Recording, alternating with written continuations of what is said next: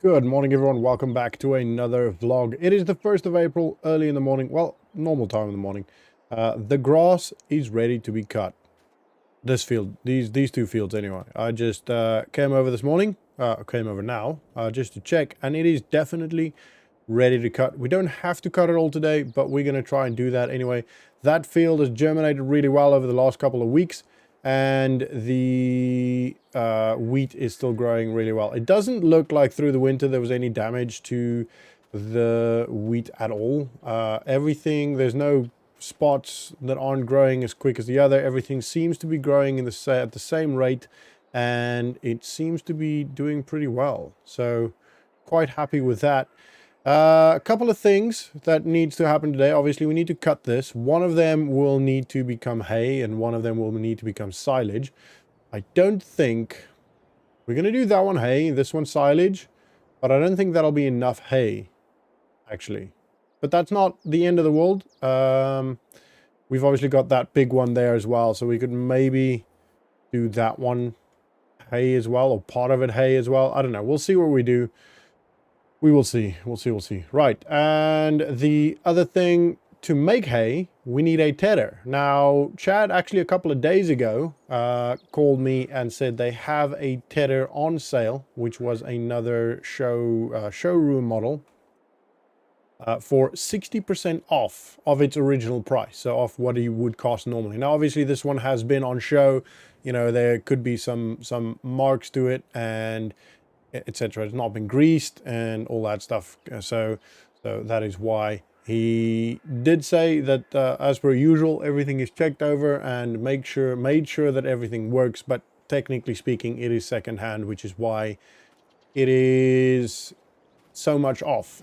So it's going to be $6 grand, which means we're going to be at $110,000. So that's okay. That's not the end of the world. We're going to go over and have a look at it, and then probably end up buying it anyway because we do need it. Otherwise, we'd have to lease one. And then we're going to get back here and start cutting the grass, which I'm very excited for. I'm very excited to see how much we actually get off of this field. So let's quickly start this. It's a lot warmer nowadays. It's not necessary to keep them or to keep warming them up as much, or the tractor up as much, but I do want to do it anyway. I want to get in that habit.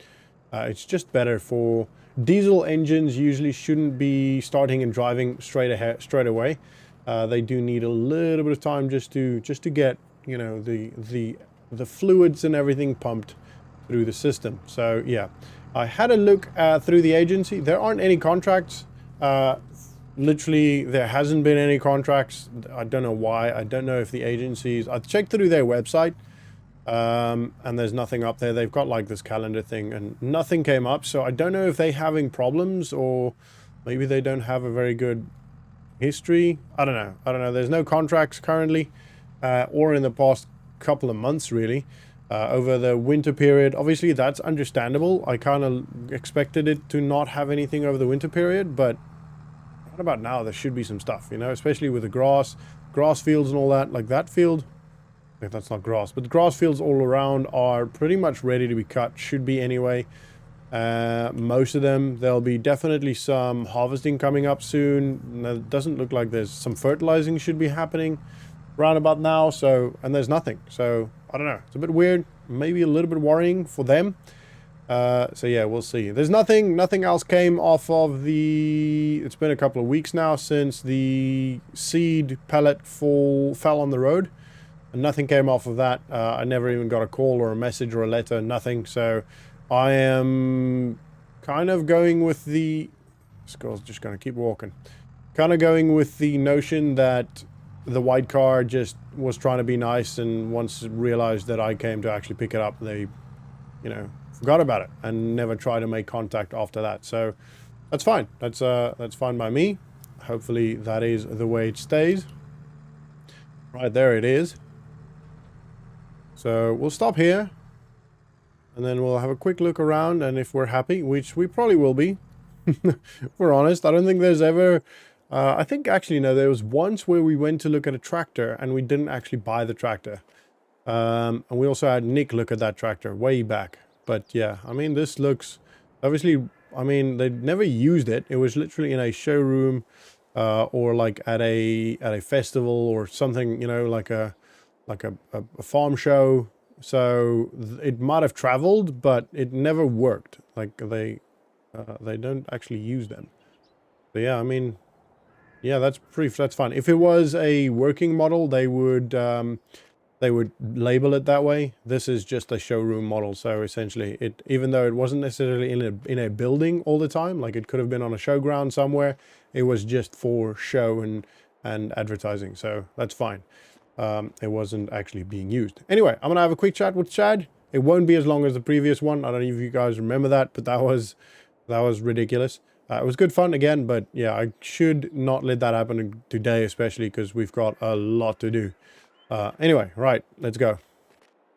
Okay, well, not tractor. I'll look at the tractor. The Tedar is now bought, which is great. We can now make hay. So that's fine. $6,000, easy. I'm happy with that. It would have been, I think, around about $15,000 if we bought this new, which isn't even that expensive, to be honest. But it is obviously a lot better, a lot cheaper for us to buy it. Showroom models. That's why I kind of want to keep doing this. You know, still don't want to buy secondhand because I can't fix things, and obviously we don't have a Nick anymore. We will maybe one day meet someone again, or could potentially advertise once we're making enough money every month that we can maybe get someone to regularly repair our stuff. But for the time being, if we do need to do something like that, which we might have to do that with this tractor because this one's getting hammered, we will just use the dealership for that, you know, pay the dealership for that. I'm gonna go now. So, sorry guy. Talking about tractors, there was actually a something, I can't remember the tractor's name. It's a pretty small tractor. It is for sale, but it's too small. I think we had one on sale. It might be even the same one a couple of months ago. But yeah, it's just too small. It's like 136 horsepower or something, and we've currently got 225. We need something either similar size or bigger. We don't need that. I mean, we could get away with probably, what's the heaviest thing? Probably the baler would be the biggest thing, and that takes, you'd need a minimum of like 120 horsepower for that.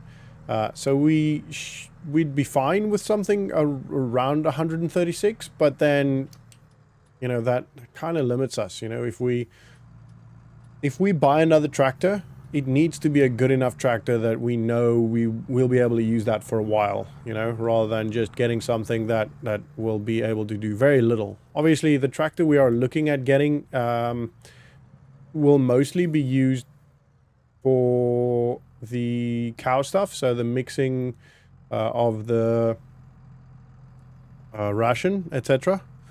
Oh, and mineral feed. We need mineral feed. That's the other day, a couple of weeks ago. I couldn't remember the name of what it was, but it's mineral feed. Anyway, so the tractor would be on this side of the farm, literally just doing mixing and ferrying essentially bales, etc. In between. So it would need that side, a front loader. We could potentially use the same one as long as it's got a similar width. But then, again, that also means that we should be looking for something either roughly the same size or maybe slightly smaller. Maybe. Probably if we go too big, then this front loader might not work on that. But, I don't know. We'll have to have a look. I think front loaders most of the time are fairly similar in size.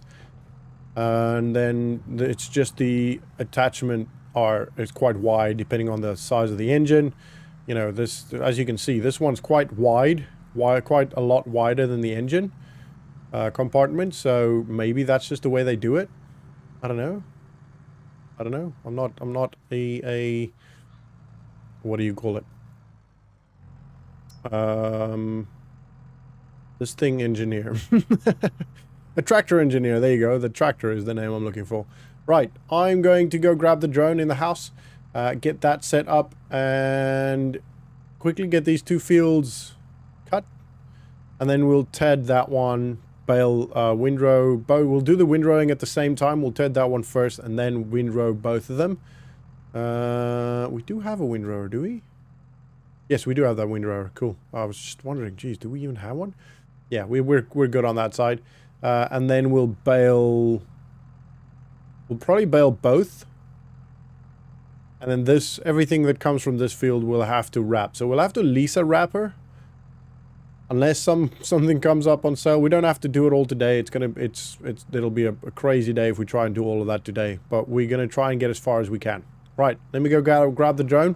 Let me just turn this off.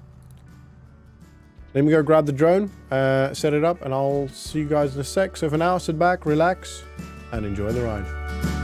Jack keeps the Ferris wheel spinning like a loose wheel in his mind. Always seems a little nervous, a little bit behind, and he can't afford the good weed no more. It used to help him pass the time. Long days, long lives, but the carny will get by. Well, Jack just found out yesterday that the Rona might take his job away. The poor bastard, he ain't got nothing saved. He's spending all on alcohol and $3 pull tabs. Bad luck, bad vibes. Long days, long lives, but the carny will get by.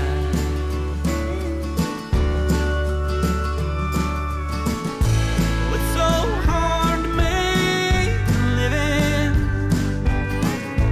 when you barely can survive. Hustling rubes out on the Okay, guys, that is now the tedding done. The tractor struggles a little bit with the mower, to be honest. Up that hill there, it definitely struggles a little bit, which is not ideal. But it's not the end of the world. It's just not ideal, you know? So, as I was driving, ooh, I don't know if we're gonna have space for all of this. Okay. We might actually have to consider getting another shed in here. Right, we'll put this down here for now.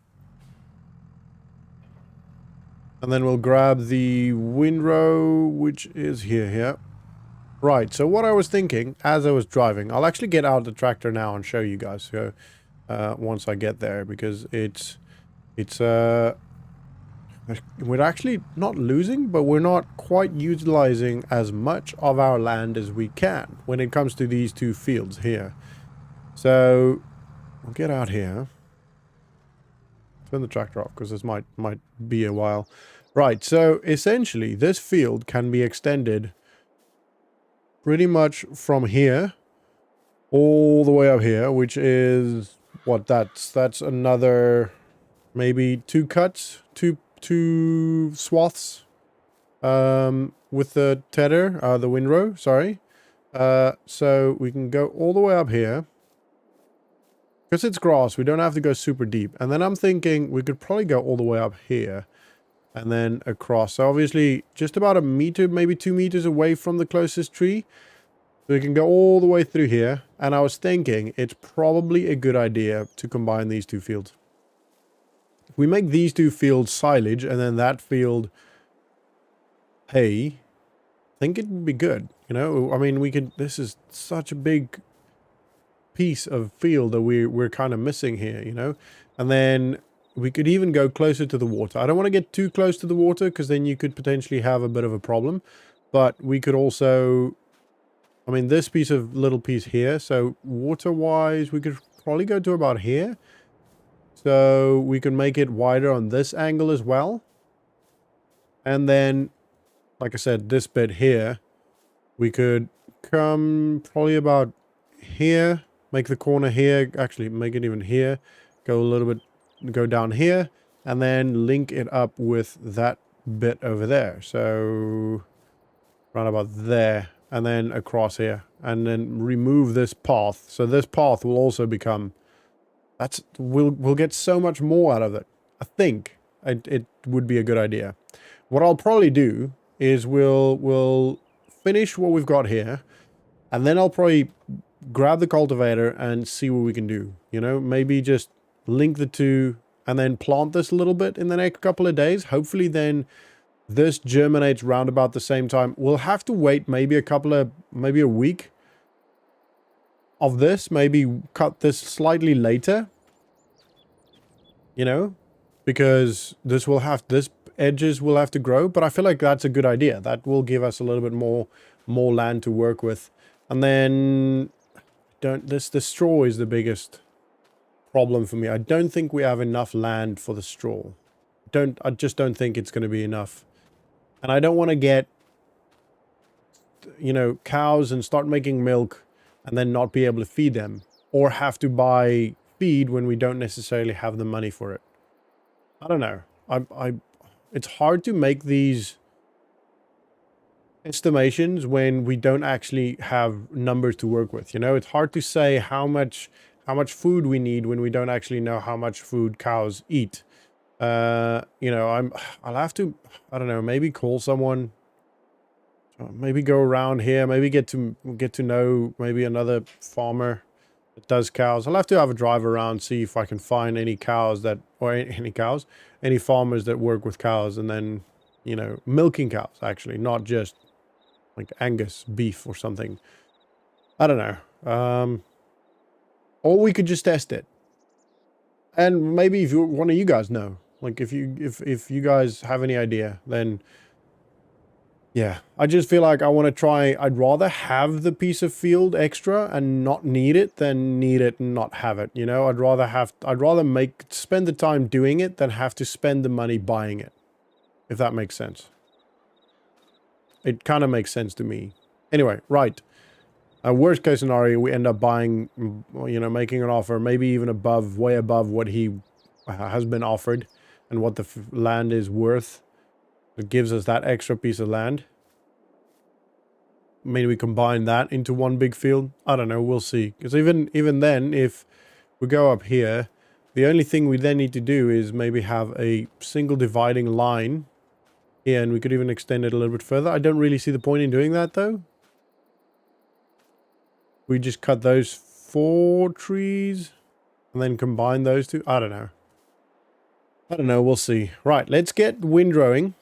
Get all of this windrowed, and then let me just unfold this and then start baling. Really, we're on pace to get everything done today, which is good. All of this field done today. Not necessarily the wrapping, because I have to have a look. Actually, while I'm here, let me just I'm going to turn this off, have a quick look at, see if I can go on their website, see roughly just what the wrapping a wrapper would cost to lease, because we're not going to buy one. Right, give me a couple of minutes. I'll be right back. Okay, so I had to end up calling Chad because the leasing cost is actually not on the website anymore. I can't remember whether it used to be. I feel like it used to be on the website, but it's not there anymore. They keep updating and changing stuff. Anyway, so it's going to be about just under $3,000 to lease a wrapper, which is a lot of money. But it's fortunately, it's got to be done.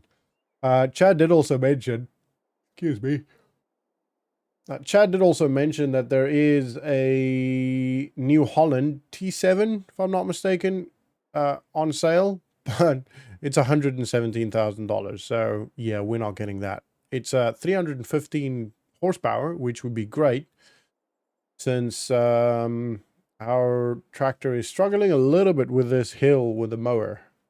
But it's still workable, right? It's puts a lot of pressure on the engine, and which is obviously not ideal. Don't really want to be putting that much pressure on the engine, but it's workable, right? It does the job still. So yeah, it's not the end of the world. Right, I'm gonna get the drone back up. I know that's a double time lapse for this episode. Apologies for that, but sometimes it's got to happen, you know. So right, I'm gonna get the drone up, get the windrowing done, and then I'll speak to you guys when I'm done. So for now, sit back, relax, and enjoy the ride.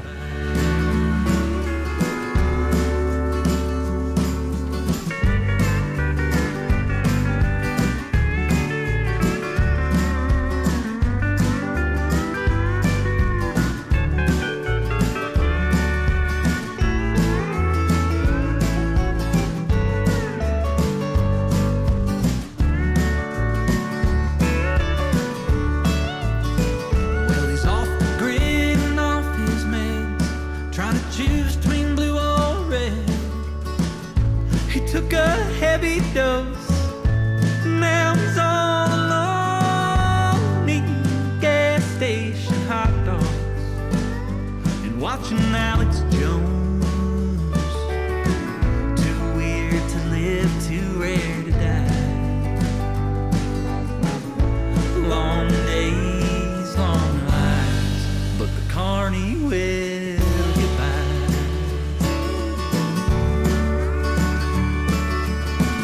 What will become of all the carnies when we've shuttered up the world? Utter darkness on the midway in a rusty old tilt-a-whirl. Long days, long lines, a mirage of neon signs.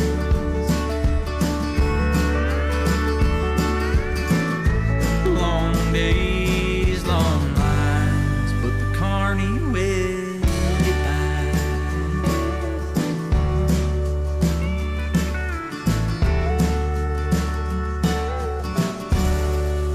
Right, ladies and gentlemen, I have to be honest with you. I think we made a mistake. I feel like we should have done silage for all of it. We got 2 bales of hay, which is not going to be... That's not enough. That's not going to be a good amount of... anything, really. We got, what, 4 bales of silage? Again, 5 bales. Again, not really enough. Okay, so it's not the end of the world, right? So we're not that rushed to get the cows. We do need to get the cows because we are slowly but surely just bleeding money.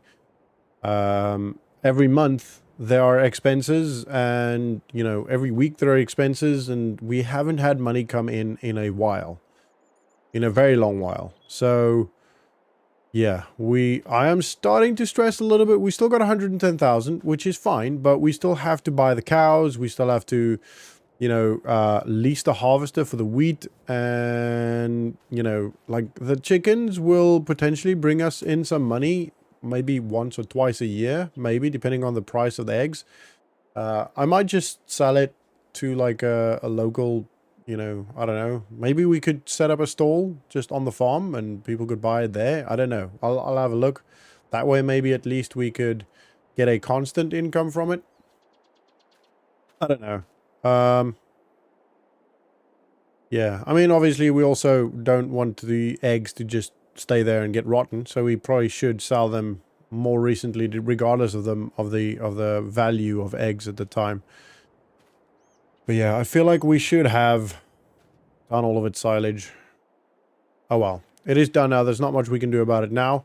Tomorrow I will get the wrapper. There's not going to be... I could do it today, but there's no point in rushing.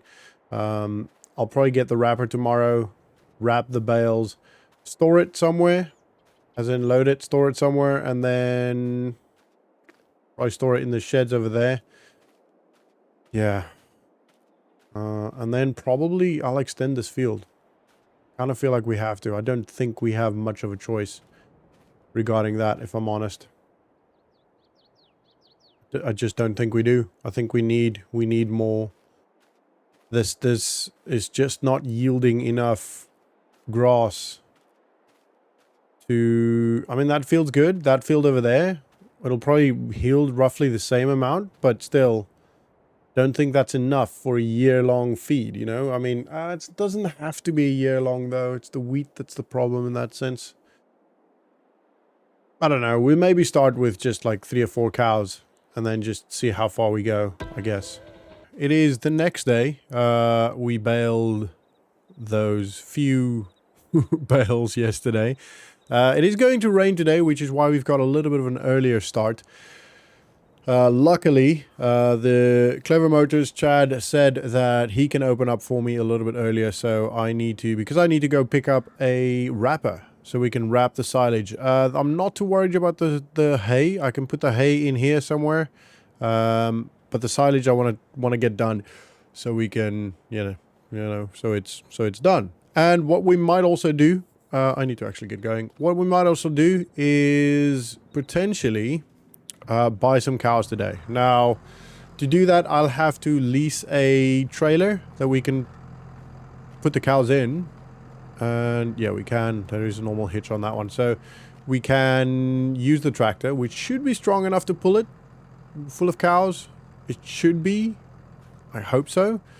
And then we can get some cows. I'm thinking maybe 12 today, just one trailer worth. And see how long we can feed them with just what we've got here, you know, the grass.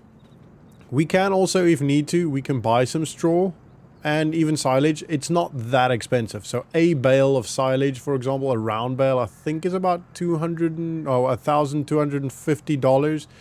And a round bale of straw is about $780 or something. So it's not crazy expensive. It's not going to work out super cheap, obviously, but it is doable for now, and that way at least we can, you know, we start getting some, at least the cows growing. You know, we're not going to buy full grown cows yet. I don't think so, because they're going to be way more expensive. If you buy them younger, you can get them for a lot cheaper.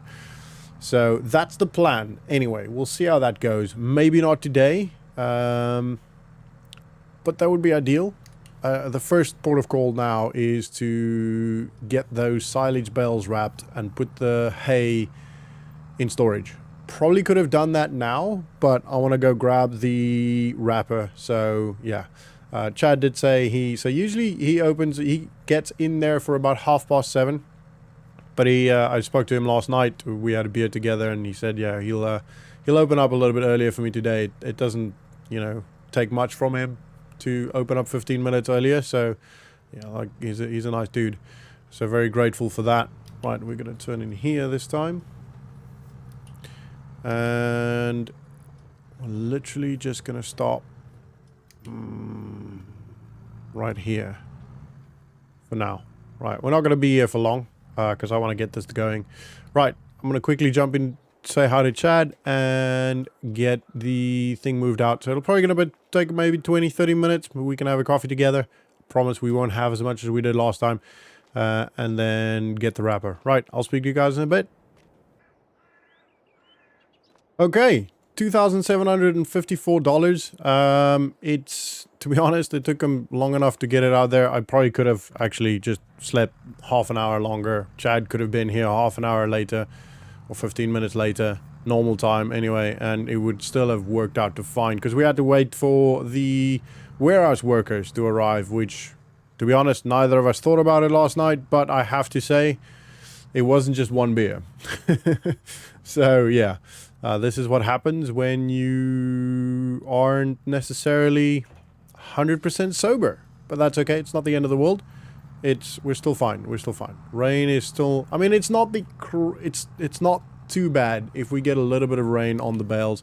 But obviously we don't want them soaking wet because that's just not ideal. The silage isn't too much of a problem.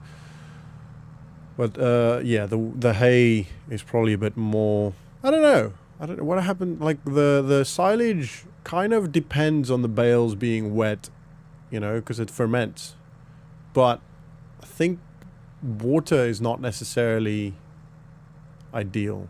I don't know. I'm not a silage scientist, if that's a thing. I feel like it should be. I'm not a bale scientist, so I don't really know. But it kind of makes sense that water is not necessarily the best thing for these things. The hay can dry out again because it's not going to be wrapped, but the silage, yeah, you know, I don't know. My brain's all over the place. I don't know what's up and what is down, what should be wet and what should be dry. So, you know, it is what it is. Right, we're going to get this job done quickly. Have I used one of these before? I don't think so. Still find it really ridiculous that we've got 6 silage bales and only 2 hay bales. It's a bit sad, really. But it is what it is. Right, we're not really gonna go, that's right. And we'll go up this line first. Okay. I think it is ready to go.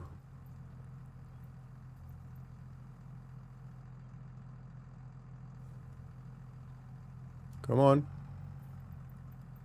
Oh, come on, Bale. Bale's not very friendly. Turn it around with a tire. I'm struggling today. Turn it around a little bit more. That should be alright. There we go. We did it, eventually. That is so cool, isn't it? I love these machines. I think that's so... Like, it's just crazy. Farm machines, farm implements are just so cool. Like, it cuts itself. It is absolutely ridiculous. How cool is that? Now, come on, that is just cool. Nobody can argue with that, right? That is just... Let's straighten this one out with a tire. It's obviously not ideal to kind of run over your own bales, but that's okay. And obviously this is not necessarily the fastest job in the world, but it is one of those things. It's just got to be done. Can probably line this up a little bit better. That one might be... no, it'd be alright. Maybe reverse with that one. And I know there is a way, there's a button you can press, like a setting you can set up to have it automatically drop, but I don't know what that is, so we're just gonna go with manual. Just drop it manually. It's not that much work to just push the button. Right, am I missing one? Oh no, there's one down there, so that's 5. I thought we got 6, but okay, maybe not. Maybe I remember incorrectly. There you go. Yeah, it's just a 5. That is kind of embarrassing. But it is okay. It is just one of those things, one of the ways it works. Drop that off. It's actually really expensive. If you think about, like, we're wrapping 5 bales. But it, unfortunately, it just has to be done. Like, we could have maybe kept it as grass. I don't really want to be in that field. But then we do need the silage. And silage is more expensive to buy than grass is or hay is to buy. So it saves us a little bit of money. Not a lot, but it saves us a little bit. So yeah. Anyway, I do believe that is all. I don't see another one. 5 here. I just want to make sure. I don't want to be going back to hand this back and then having missed one, you know? That would not be ideal. I would not be happy with that. Chad's gonna laugh at me when I get back in like 30 minutes after leasing it. I'm like, dude, how many bales did you have? How little bales did you have, rather? This is probably one of the smallest grass harvests I think I've ever heard of. It is not very impressive, right? And these two are fine. Right, we're probably going to take it back immediately, just because we don't want any potential extra liability. You know, if the longer we have it on the farm, the more risk there is of it, you know, being hit by something or something stupid happening, you know. So don't want that. We're going to fold it up. It's going to turn itself a little bit better. That's cool. Righto. And we're going to go take it back. kind of apprehensive, because I know Chad's going to laugh at me. But it is what it is. I think what we could potentially do, I don't know if so this thing is supposed to, that building is supposed to actually store things for you as well. So we should be able to put the hay bales in there. Let me just go show you. So from what Andrew explained, the bales actually get chopped up by that thing over there. So you don't actually need a bale like splitter thing. I don't know what you call them. You can just put the bale straight in there, or you can just put normal hay in there, and then that does the job for you. As long as you cut the ropes, it does the job for you. and then it essentially stores it inside. So there's each one has got like a tiny little silo thing that it stores it in, which is cool. As far as I'm aware, from what I can understand. Obviously, if it all works perfectly, then that would be perfect. Then that would be great. Which means we won't necessarily have to store the hay bales in the shed. I don't know what its storing capacity is. Probably not much by the size of the building. And yes, you do get larger ones. So they do have like a larger model, which is absolutely massive. But that you're talking about like $150,000 to get it. So it's not really something we can do right now. Potentially in the future, maybe if we need to. I honestly don't think we'll need that many cows, and if we do, I kind of like the idea, because our farm is the way it's laid out. We won't have another cow shed or cow pen, cow barn, whatever, where we are now. We'll have to have that at another location, and it would make more sense to then have another one of those buildings or a TMR mixer wherever that cow barn, cow shed thing is, you know. It wouldn't make sense to have it all there, because there is just not space to have another one at least at the main farm area where the house is. Maybe the other side where the chickens are, maybe we can put one there. It wouldn't be as big. I don't know. We'll see. We'll cross that bridge. We'll burn that bridge when we get to it, right? Right, let's go. Let's go get some judgment from Chad. I'm literally just going to stop here because there's enough space in here for everyone to move around us. We don't have to, you know, worry about that too much. Right. All right, Chad. Give me your worst. All right. Well, Chad found some amusement in our massive grass harvest. But yeah, he did also say, I did explain to him what I plan on doing with the fields, and he said, yeah, that's a good idea. That you could potentially get at least maybe 2, maybe even 3 more bales out of just that little bit of an extension I want to do on the sides, you know. So yeah, get his, I guess, vote of confidence is always helpful. He's not a farmer himself, but he's been working in the farming industry for literally his entire life. He grew up on a farm, and yeah, he's been around farms and farmers his entire life. It's literally all he knows. So he's such a knowledgeable dude. He literally knows everything. He's not necessarily the best at fixing or knowing problems with implements, because that's not really his job. He knows the implements really well because he sells it, but he can't, you know. When I called him the other day regarding, what was it again?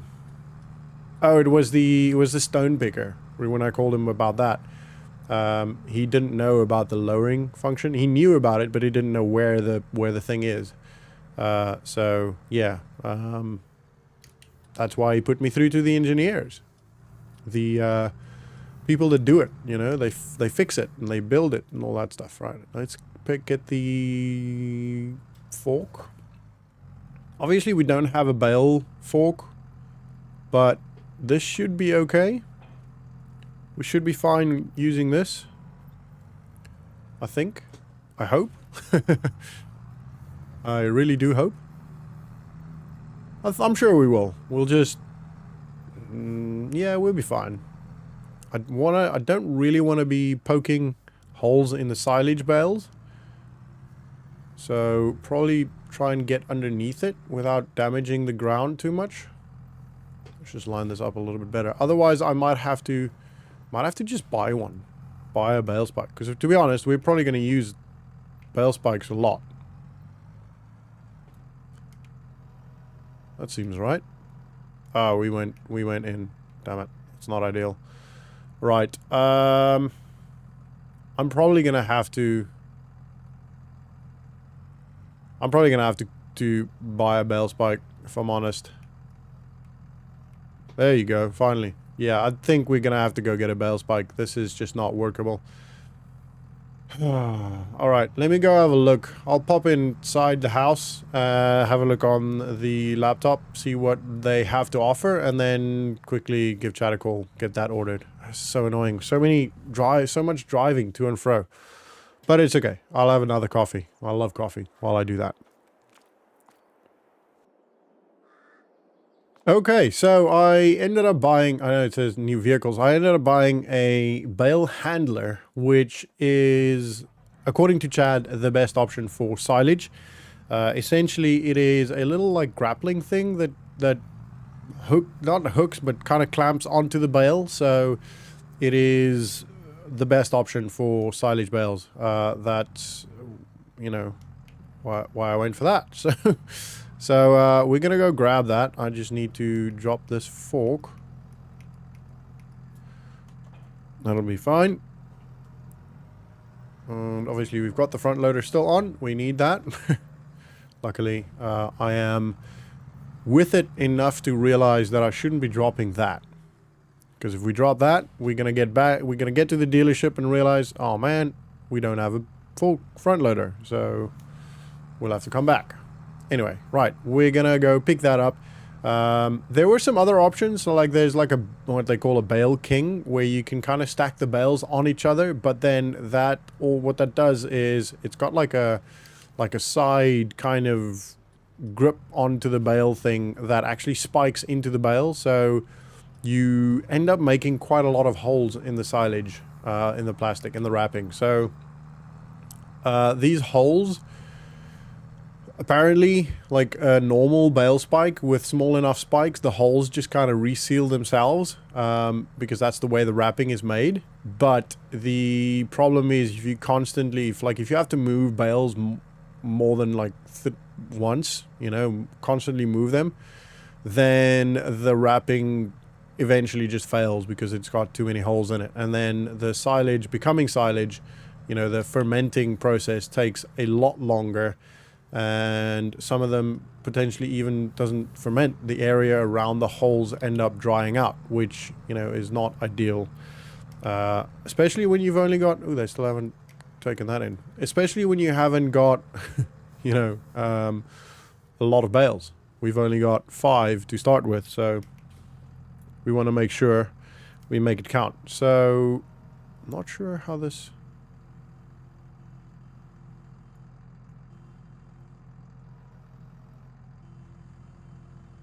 Can't see it doing anything. Alright, I'm gonna quickly try and figure it out while I'm here. If I'm struggling with it, then I'll have to talk to the other guys. I can go back to the warehouse instead of calling them. So I'll be right back. Okay, I think I've figured it out. Essentially, you can... the button closes it and then opens it. So, yeah, it's open now. So that should be... I don't know how far it can open, actually. Okay, that's closed. So pushing it left is closing it. Pushing it right. Okay, yeah, so there you can see that's its limit. Okay, so I'll have to kind of... It'll obviously pull it in. Yeah. Okay, so it's going to be pretty difficult to navigate this, actually, I think. We'll figure it out. I'll figure it out. Can't be too bad. You know, hopefully not, anyway. Well, we're just gonna go. Sorry, guys. I'm in a bit of a rush here. I want to try and get these bales and stuff loaded in as quick as we can. Right, I'm gonna get going. I'm gonna do that. You just move, baby. Move any way you need. How do you do it, darling? Got me on my knees, on my feet. You can take me to the left, baby. Take me to the right. You can take me for the rest of my life. Just move, baby. The way you move is moving me.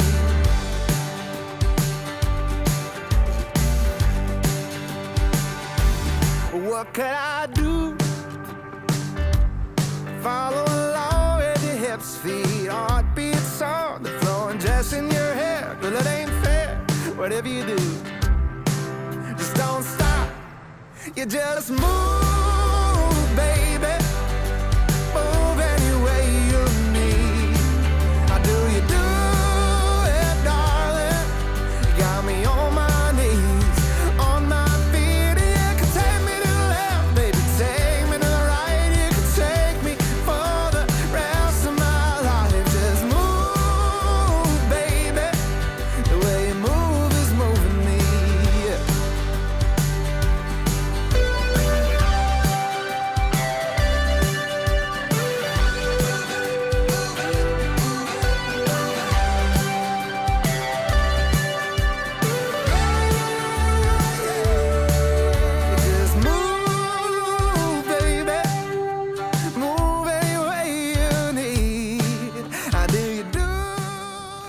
Alright, here's a moment of truth. I have now cut the ropes. Let's see what happens when we put it in there. Hopefully, it just chops it up immediately and does the job.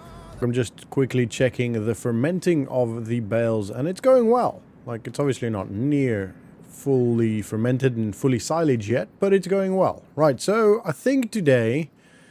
I know I said the previous vlog that I wanted to go get cows, and I still do want to get cows, but there's just a couple of... Every time I think, okay, today I'm going to go get cows, there's just too much work, too much other stuff that needs to be done that I feel like is more important. So today we're going to start expanding the fields.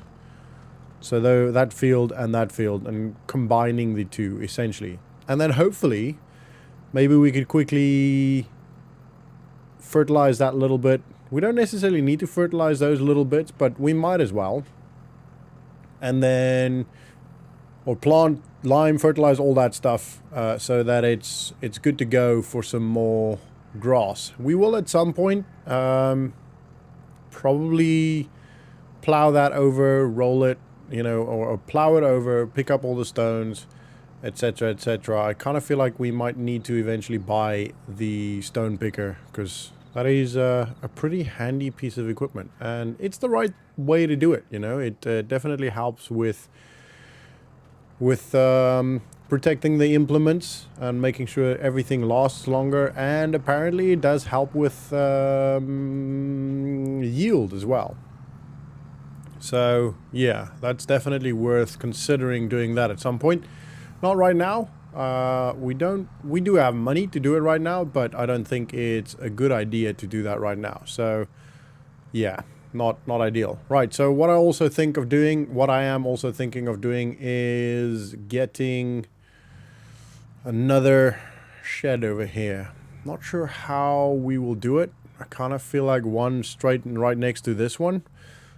So essentially attached to that, it should come to about here. We can quickly count. What's the length of this one again? I can't remember. Right. 1, 2, 3, 4, 5, 6, 7, 8, 9, 10-ish. So call it maybe 11 meters. 1, 2, 3, 4, 5, 6, 7, 8, 9, 10. We'll go. Yeah, so there's definitely enough space to maybe even have the gap in between. Have a little bit of a way to drive, and then put that down here, and still have enough of a gap between the chickens as well. Obviously, we don't want to just put the chickens in shade the whole time. They do like shade, but if we put one here, those trees already create shade, so then they'll almost have shade the entire day. And they do like sun as well, so not necessarily what we want to do. But we'll see. Anyway, right, let's grab the cultivator. Let's get that hooked up.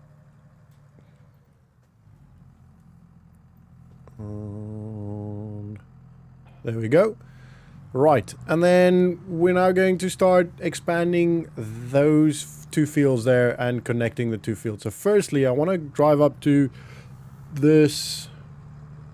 Oh, it's a bit bumpy. This tree, probably over here. Probably this one. So do a straight line down there. Geez, that's actually quite a lot more. A lot of extra land, isn't it? A lot of extra field there we've got there. Right, so let's reverse up here to be pretty close to this tree.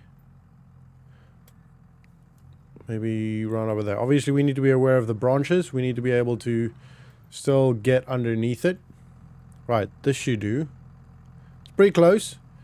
And it's going to give us maybe an extra 3 meters, maybe even 4 meters of field on this side, and then obviously there as well. So that should make a difference. Right, I'm going to get the drone up and get this field expanded.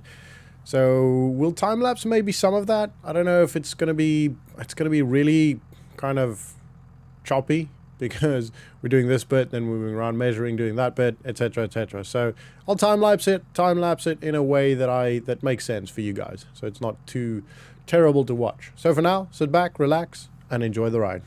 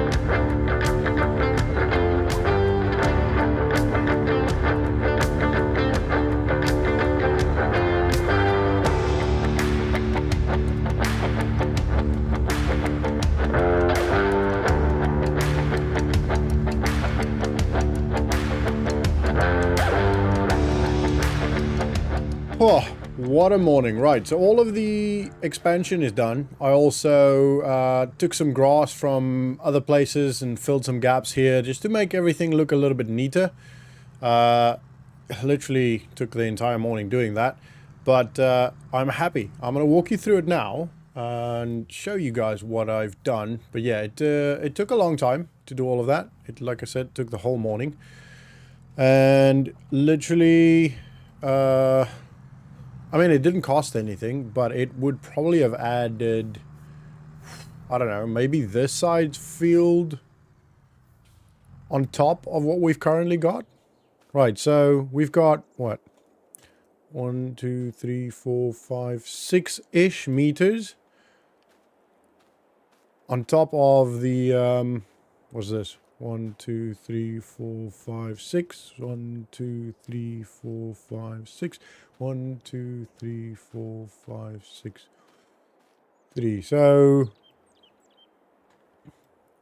almost half of this field was added to that side. And then obviously here we've got 1, 2, 3, 4, 5, 6, 7, 8, 9. It's not quite the whole field, but this little bit alone is probably the size of that field. And then here, excuse me, here we added probably another 3 meters. 1, 2, 3, maybe 3.5 meters, 4 meters maybe, to the length of this field. We've cut it short a little bit. I made it a little bit shorter and put some gravel down here just so we can actually move around here. And if we need to get the tractors and stuff around to, you know, maybe lift a sick cow out, etc., we can do that without risking damage to the field. And also, if we get large trucks, etc., they can kind of maybe maneuver through here. This will probably be maybe not leveled out, but maybe eased out a little bit. So I took some of the grass from here and put it around the field in places that just make it look a bit neater. And yeah, so essentially this might get not flattened, like I say, but like eased out a little bit, so you can maybe use this to turn around, park, etc., etc. Then on this side, we've got maybe another 2.5, 1, 2, 3 meters, the length of literally both fields. So we've added a lot. I think we've probably overall added another one of this field size, probably. Like, it's hard to tell. I would have to have measured this field beforehand, and then you'd have to calculate the area. And to be honest, maths, not really my strong suit. So I'm not going to worry about that right now. And as you see, we just made it a little bit neater around here. The path I kept the path, but yeah. I don't know. I'm happy with it. I think it looks good. I think it's neat. I think I might have to redo this bit. Yeah, I'll have to quickly read. I missed that bit there. So I'll quickly do that. And then we'll probably just roll it for now, because rolling it would be faster. And then I want to get planting. Probably roll it, then maybe lime it, then fertilize and then plant. I don't know. We'll do something like that. Right, let me go grab the cultivator quickly again and just quickly fill that bit there. And then part of me kind of wants to cultivate the whole thing, but then that would also mean we'd have to plant the whole thing, replant the whole thing, and I just don't think that's going to be a good idea. So we're not going to do that now. We're just going to quickly do this little spot here.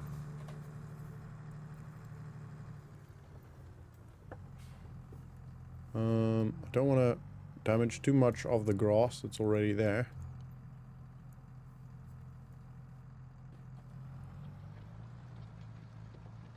There we go. All done. Easy day. Yeah, neatly done. All right, so put this back again and grab the roller first. We could pick up the stones, but I'm probably gonna, we'd have to lease the stone picker again, I wanted to say picker-upper again. So I don't really want to do that. I'm really struggling to reverse now for some reason. Righto. So let's go grab the roller. Quickly, we're just going to literally run over it. Like, we don't have to take a long time doing that. I think the full front loader and Bale grappler thing, I can't remember what it's called now. Bale handler is obviously in front here. Probably worth keeping the front loader on because we will need to put the lime and fertilizer, all that stuff in the fertilizer itself. So for now, we're just going to drop the bale handler over here. And then grab the roller. We'll have to fold it up before we can actually get it out there. Actually, no, we can. I think, yeah, we can get it out. But we're going to fold it up just because we have to drive with it through gates and all that stuff. So it's better, safer. Let's fold that up. Right, all good to go. Let's go. We might as well just start this side. Probably start at the top. And again, now this bit, we can just drive here, which is a lot easier. I like it. Right, unfold it. Come on. Should be wide enough. Or just about, I think.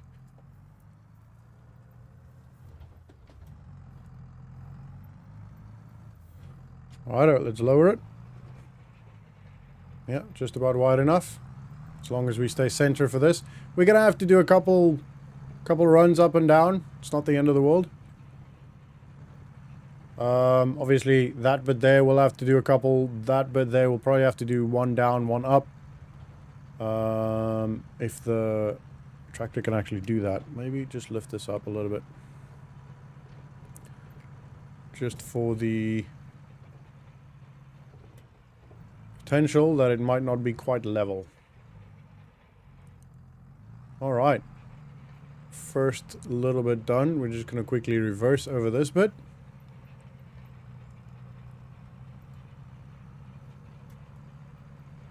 Like that. And then we'll just make sure we actually hit the edge here, because it doesn't look like we actually hit the edge. I'm going to lift this up.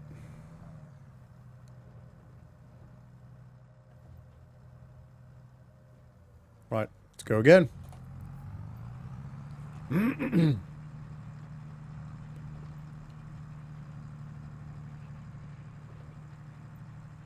Whoa, got still a lot to do. Still want to fertilize lime. This is day. The hours are ticking by really quickly. Way too fast for my liking, if I'm honest. But it is what it is. It's just the way it is right now. Well, let's make sure we hit this side. Right, now we'll probably... I think the tractor might have a little bit of a hard time coming back up. But we'll give it a shot. It's probably going to be 3 trips now. Righto. That looks good. Looks like we hit pretty much everything there.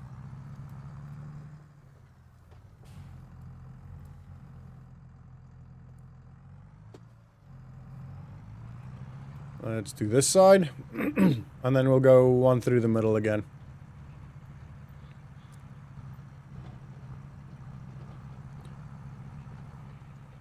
It's looking like we're getting rid of most of the stones. Obviously, not actually getting rid of it, just kind of getting rid of it. Ooh, it's not really ideal doing that with the roller. It's a lot of pressure on these arms. Should probably not do that. Don't really want to break one of the arms off. That won't be ideal. We'll have to. Then literally we'll be stuck until we get that either fixed or replaced. So yeah, definitely need to be a bit more careful. I'm trying to rush it because I want to get everything done. I've still got a lot of admin to do. paperwork, etc. wise admin, so don't have all the time in the world. I wanna get back in the house and get some stuff done, but this does take priority, so I should just do it right. Go slow, do it right. Right, this little bit will only be one. Maybe should have come down, but it's alright. It actually handles the uphill quite well.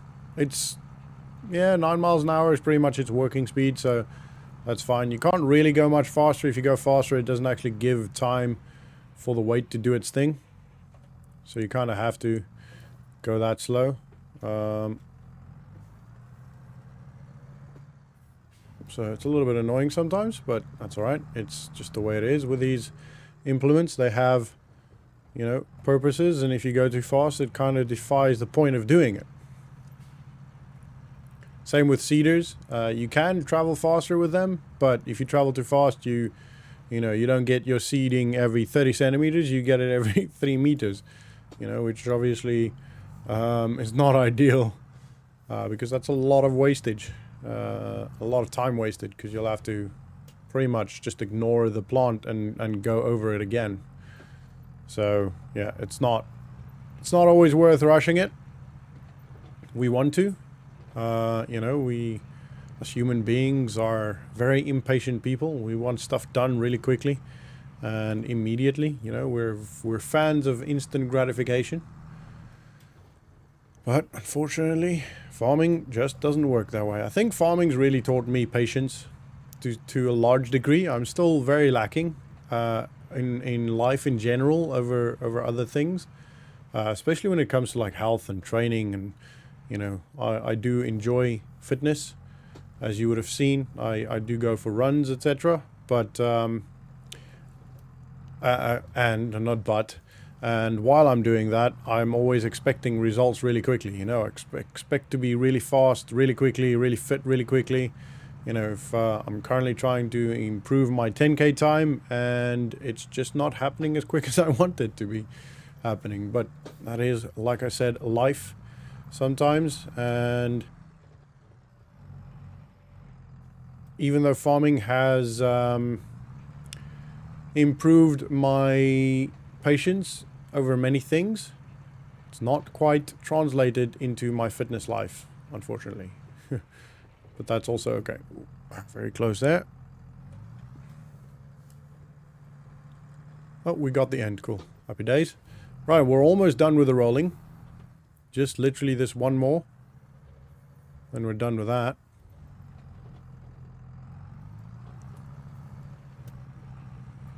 And then we'll we'll do the liming first, I think.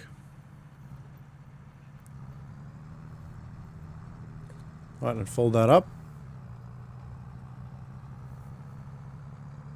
Oof, that got folded up just in time for that gate.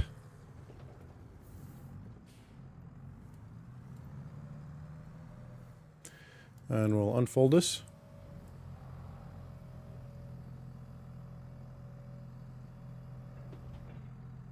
Oh, that's what it is.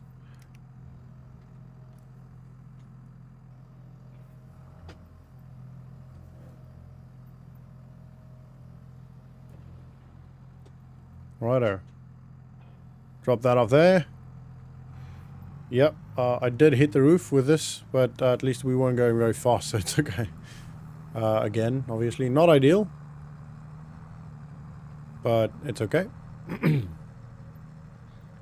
Didn't hear anything crack or break, so it was literally just a little, oh, nope, there's something in the way feeling, if you know what I mean. Right, liming. This is probably going to be a couple of trips, so I'll probably have to, I think I'll time-lapse I'll get the drone up and I'll time-lapse the rest of this, the liming and fertilizing, and then I'll show you guys, I'll have a chat with you guys when we plant again. So yeah, so I'm gonna go grab the lime, and then get the drone up. So for now, sit back, relax, and enjoy the ride.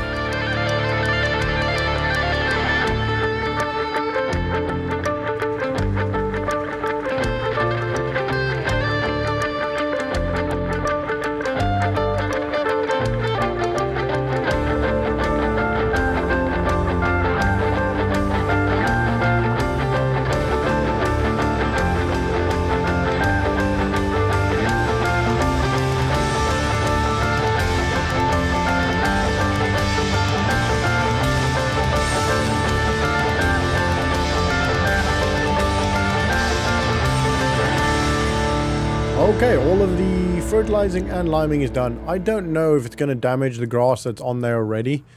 I'm kind of hoping for the best and that it is not going to damage the grass that is on there already. I'm fairly confident it won't. Hopefully, anyway. But we'll obviously have to wait and see. If it does, then we'll just, you know, by the time the new grass germinates, we should be pretty clear whether it's damaged or not. You know, if it takes a lot longer, or if it looks a lot worse than the germinated grass, then what we might have to do then is recultivate everything and just start over. I also am thinking we probably should try and invest in another fertilizer and lime spreader.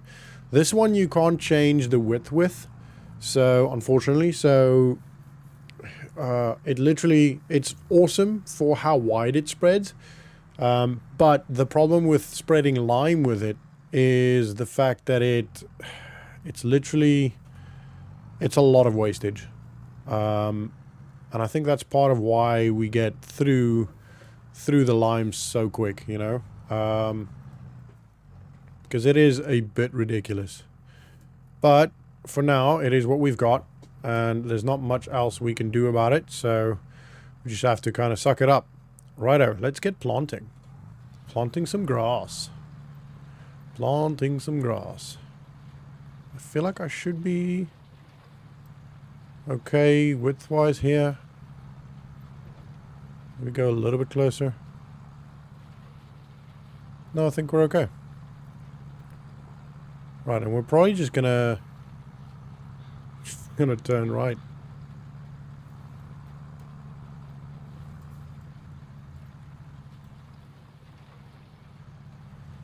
Yeah, just keep going. Make it fairly easy. Like, grass doesn't matter. It doesn't have to be in super, like, neat rows. Like, you know, you're not actually harvesting it, and the seeds just kind of go wherever they want anyway. So, grass, you can kind of do however you want. If you're doing just corn or so, or if you're doing corn or something, then you maybe have to be a little bit more aware of the straight lines and all that stuff. But yeah, I mean, obviously removed a little bit of grass there, but that's okay. It's not the end of the world. That'll grow back fairly quickly. Oh, scraping the fence there.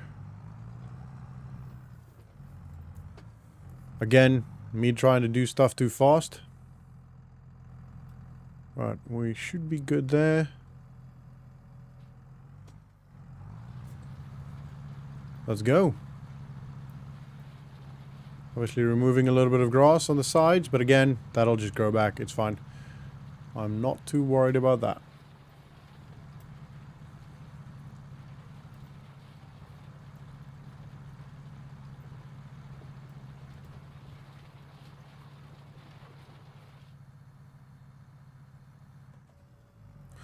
Right, and we'll have to run back down there.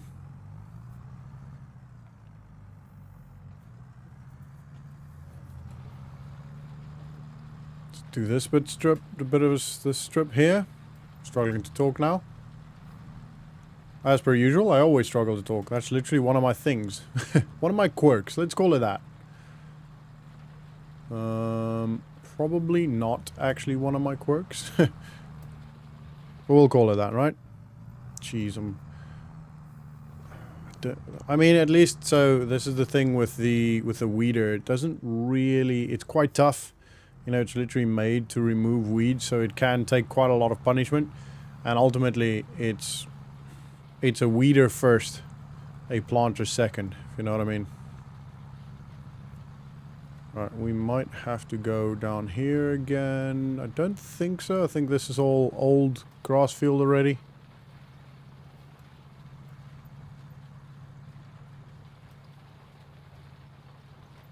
But we'll just double check, just make sure. Yeah, I think this is just old grass field.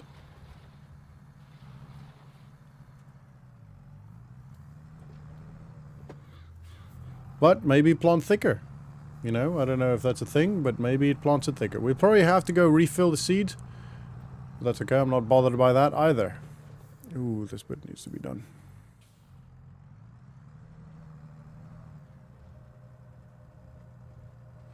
The lime, see, this is the problem with the lime being spread everywhere. Can't really necessarily tell where the old field starts and the new field begins, or you know, an old field ends and the new field begins, or the new part ends and the new field begins. You know what I mean.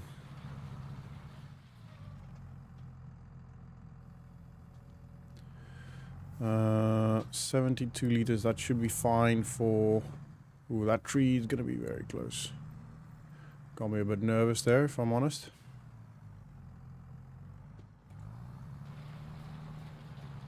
Should be good, just. Wow, we're going off track. Because I wanted to miss the tree, so I was a bit careful, but overly careful there, I think.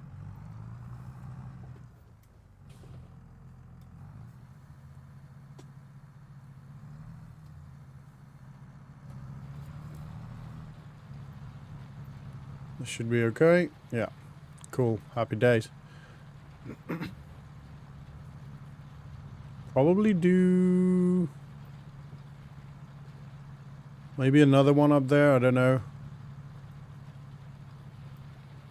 Oh, removing all the grass.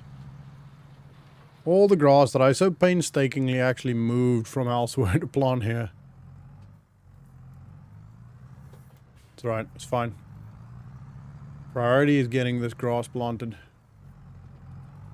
Fairly confident this is already planted.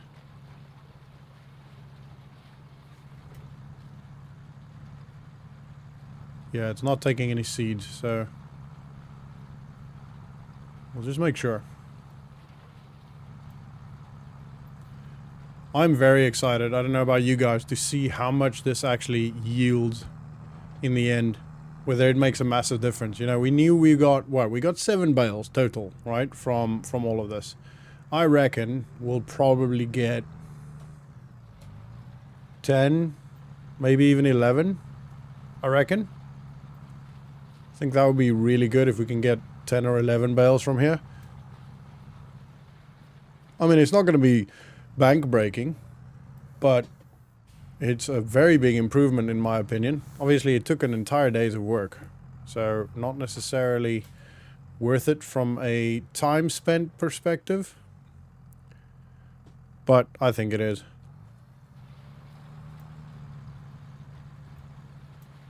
I think this is way, way better. We should have done this from the start, to be honest. I don't know why I didn't. I was apprehensive. I think I was trying to be smart about it, but yeah, I don't think it was much smarter or very smart.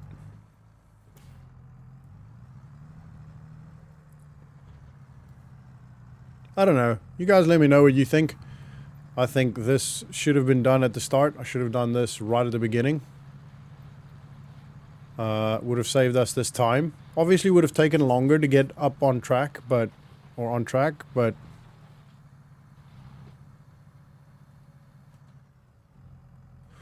I think it's just the way it is. You know? Right, that's all planted. Great. Very happy with that.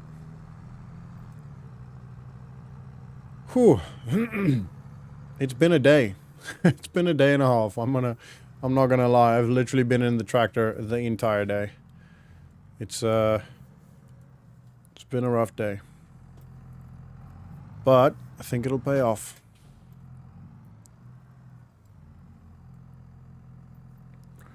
Righto. That's good to go there. We also need to go fill the tractor at some point. Alright, look at that. That is so much extra field. It is a lot of extra field. So excited for that. Beautiful morning this morning. A couple of things I need to update you on. Obviously, the fields, the expanded fields have... oh, sorry, I was just sat on the... not beach, but yeah, you know. Anyway, the fields have been germinating really, really well. And they are, it seems, from having a look at where we integrated the new bit of the field into the old bit, it seems like they're pretty much growing at the same rate, maybe a couple of days behind, but yeah, looking really good So yeah, this is going to be a pretty big field now, pretty big harvest coming from that field. This one all is going well with this one. And then this one is growing slowly but surely.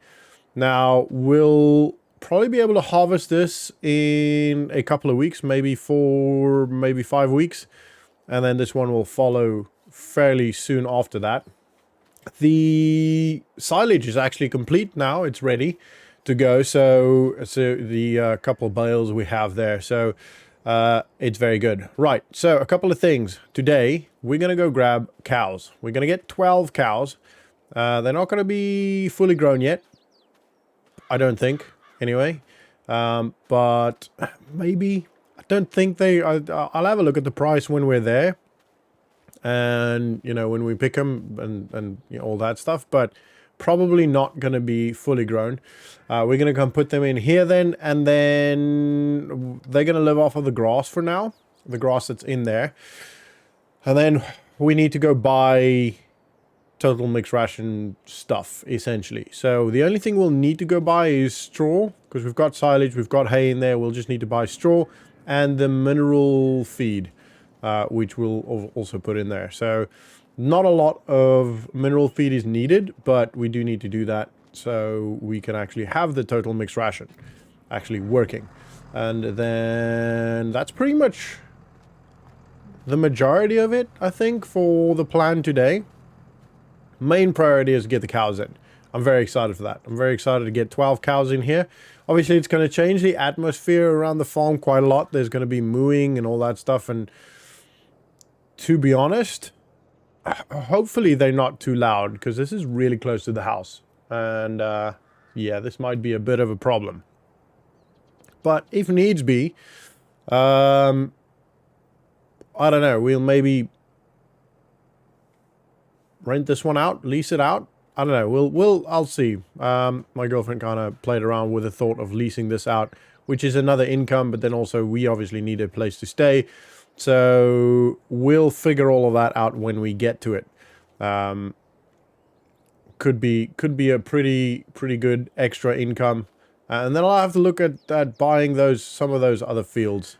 Because if we do decide to lease this, lease it out, then we're going to need another place to stay. And I don't want to stay next to the shed because chickens, and potentially another cow pen in there eventually. Probably not, but maybe. And then, yeah, I mean, I don't know. We'll have to think about that, but that's fine. Also, I do need to, not need to, but I do want to clear that area up at some point. I'll probably lease a bulldozer or something, level this out as much as I can, and just clear it up, you know, remove all the grass. Yeah. Or at least just not, doesn't have to be level, just even it out a little bit to be like a bit of a parking lot. Potentially what we could do is have it dug out. We'll have to then obviously pay for the dirt removal and all that stuff, but then actually maybe put another shed in here, or, you know, another cow pen in there. I don't know. We'll see when we get to that point. Right. The animal, actually, first we need to go pick up the trailer. Hopefully we can pull it with a tractor. We should be able to. It's obviously a bigger trailer than we used for the chickens. And it's going to be pretty heavy once all the cows are in there. It's going to be 12 cows. That's all you can fit in there, unfortunately. We could potentially go get another lot. But we're going to start with... excuse me. We're going to start with just 12 cows. So we're going to see how heavy that is. And if we can actually pull that with a tractor. We should be able to. This is a pretty strong tractor. So we should be fine doing that. And while I'm there, I'm quickly going to pop into Chad. He did say he's got a couple of things on sale that I might find interesting. So I'm going to have a look at that. Just because I'm there anyway. So, yeah. This car is going left. Alrighty. I'm very excited for the cows. I hope that... Actually, it's not the end of the world. I'm going to try and keep them on the grass for a bit. And then once that's done, we'll make sure we get the total mixed ration. Kind of want to just see how long they actually last with the grass, you know, how long they take to actually eat that up. to just get a bit of a gauge to see how often we're going to have to feed them, etc, etc. So I think the trailer should be out. Yeah, they put it out already. I called them yesterday afternoon, so they probably put it out yesterday. That's the same color as our tractor, pretty much. A bit darker, I think. Right, we're going to just stop here. I'm going to quickly pop in to have a chat with Chad, have a look at the sales, and yeah, I already paid for that because I did it all via the phone and paid and all that stuff. So, right, quickly chat with Chad. I'll be right back. All right, nothing that... There's a couple of interesting things, but nothing that we actually need right now. So we're not gonna be buying anything soon. Well, not today, anyway. He said he'll keeping an eye out, keeping me up to date, etc. With sales and special offers and all that stuff, especially for the show models. He realizes that that kind of works really well for us because it's cheaper. Very often you can get up to like 60% off from an item's original cost, and they're all still in obviously very, very good nick because they've not actually been used. So there are so that's for show models. You do get demo models which have been used to demo things. So for example, if you buy a demo cultivator, that's been used to actually demonstrate how it cultivates. So they used on at shows, and they actually use them to, you know, show how well they work, rather than just having something that people go and look at. You know, that's the difference between a demo model and a show model. So I'm not that bothered buying demo models. I could potentially, like, if we find a good one, I'm happy buying a demo model, but my priority would be show models because the price difference buying them is not much, and show models have never been used. So the show models just kind of make more sense in my opinion. But if there's something that we desperately need that is only available in a demo model, oh, then, you know, we're gonna have to do that. But that's fine. Right, just take your sweet time walking across the road. Anyway, there is a show coming up soon, apparently. Not sure where it's gonna be. I think it's here, as in this town, but not there. I'm just looking. But I'm not sure where. It could be a couple of towns over. I just been seeing some talk about it, hearing some talk about it, seeing some pamphlets and notice boards, etc. So yeah, we'll probably go have a look at that. That'll be pretty fun. See, you know, and that'll also obviously open up is it down here? A couple of potential show models to purchase. Might even be able to purchase them there, which will be really cool. But yeah, we'll see. We'll see what happens. They tend to use these show models a couple of times. It's usually not just, you know, the one show and then they sell them. They tend to use them over and over at a couple of shows. All right, I'm gonna go inside, have a quick chat to the guys, and see what they have to offer. I don't know where they keep their cows. Might be back there. All right, so I'll be back in a bit. All right, we've got 12 actually fully mature cows in here now. I decided the difference between the younger cows, not the youngest cows, but the younger cows, like so as in not calves, and the mature cows was only $300. So it ended up being quite a lot of money, $18,000 for the 12 cows. But they will start to produce milk for us pretty much immediately, which is great. Which means we have to get the total mixed ration sorted so that they can actually produce more milk more efficiently. So we're going to go grab some, well, we put them in first, obviously, and then we'll go grab some straw and the, what do you call it again? Mineral feed, and then we'll get them fed, and then also we'll probably, I kind of feel like I want to go buy a couple more, like, smaller ones. We don't need to. Actually, no, we're just going to stick with the 12, I think. I don't know, I'm kind of in two minds between it, about it. Not between it, about it. So I might by the end of the day decide, screw it, I'm going to go buy 12 more young cows. I might not. We'll see. We'll see what happens, I guess. But yeah, we've got our first 12 cows, finally. It took us, well, almost a year to get to this point. Like, the farm's grown a lot.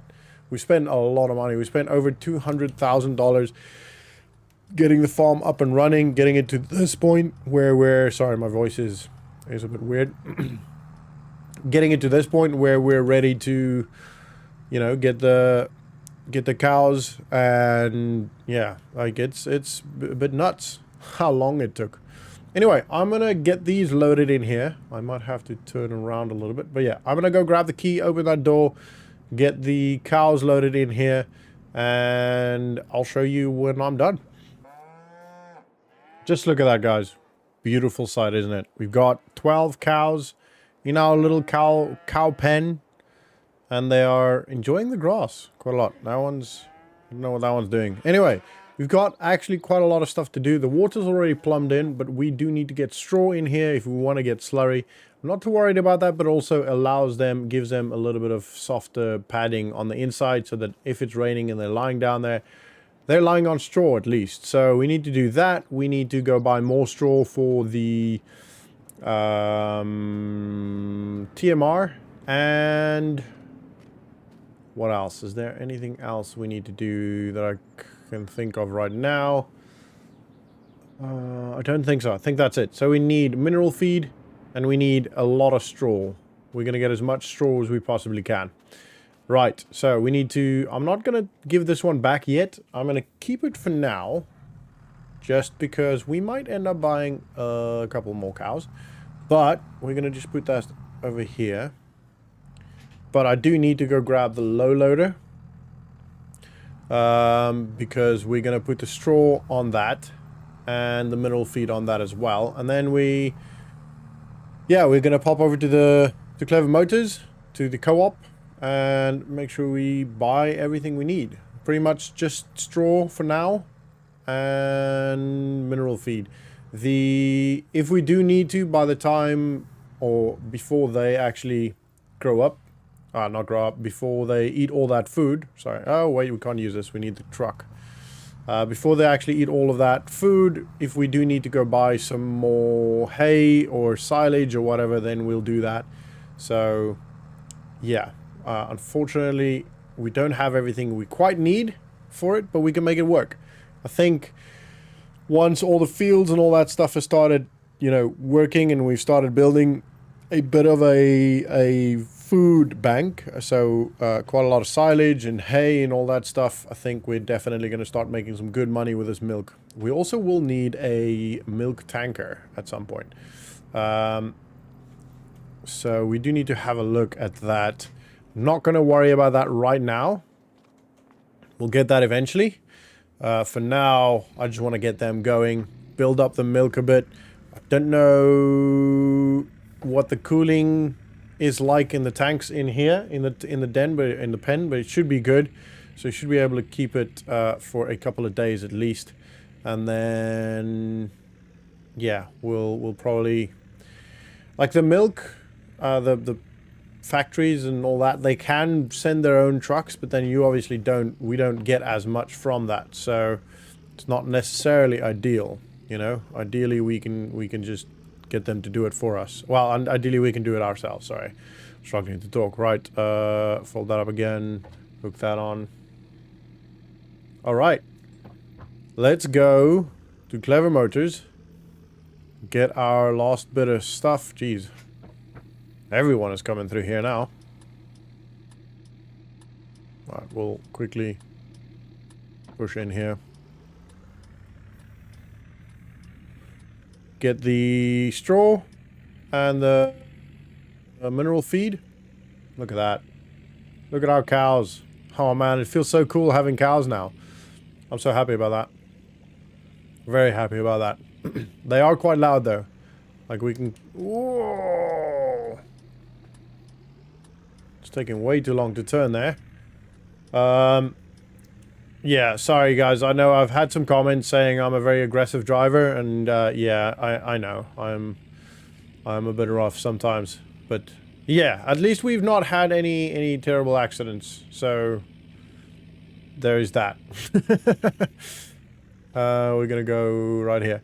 I just get so, like, I get so in the zone with doing stuff that I forget about, you know, speed limits and driving certain ways and all that stuff. So apologies. It's not that I'm doing it on purpose. It's not that I don't care. It's just that my brain is just thinking of other things. Right, we're gonna just stop here for now. I'm gonna jump in here and get them to bring out everything, and then maybe I can get them loaded on. Since they're bringing it out, I'm going to actually ask them if they can put it on the trailer as well. That'll be kind of handy. So, yeah, I'll speak to you guys in a bit. All uploaded there, all loaded up, not uploaded, it's not a computer. They came out and did it for us. Very, very nice of them. They said, you know, actually, we're the only farmer that's actually never asked for that. For most people, that's actually how they do it. The farmers very often come here, park the trailers, leave, give them a call, and then later in the day come back and then it's all uploaded or loaded on. So we're one of the very few that don't do it that way. So yeah, this is actually the first time we've used their services as they've kind of you know, built the company. So quite interesting. Anyway, we're gonna head back and get the straw in the TMR mixer. We need to get the silage in the TMR mixer. And then I need to get the mineral feed in the TMR mixer. And then I need to get the straw. I'll probably have to cut up the straw and move that by hand around the area. But we'll see. Wow, that actually worked well. The brakes in this vehicle is really, really good. On this truck, it's really, really good. But obviously when we've got, you know, 40,000 liters of straw and 1,000 liters of mineral feed, the extra load, I just blew straight past my entrance. So not ideal. Right, we're turning left here. Remember it this time. And yeah, we also need to have a look at still getting another shed, but currently I don't know if you've got the money for that. We do have the money, we can afford to do it. I just don't know if we want to do that. We've only got $78,000 left. I'm kind of apprehensive to spend much more money on anything else. So, yeah, we'll see. Right, I'm going to get all of this loaded off. I'll get the tractor. Probably stop here, actually. We can load from the back. Right, yeah, this will do. So we can get to the silage as well. Yeah, we should be able to get through here with the tractor and the front loader. I'm going to get all of that done and then get feeding with the cows, etc, etc. So, I'll see you guys when that's all done, when we're all ready. It's going to be a bit of a ball ache and a bit of a figuring out all the ratios and all that stuff, so I don't really want to be messing about with a camera. I just want to get it done and make sure we do it all right.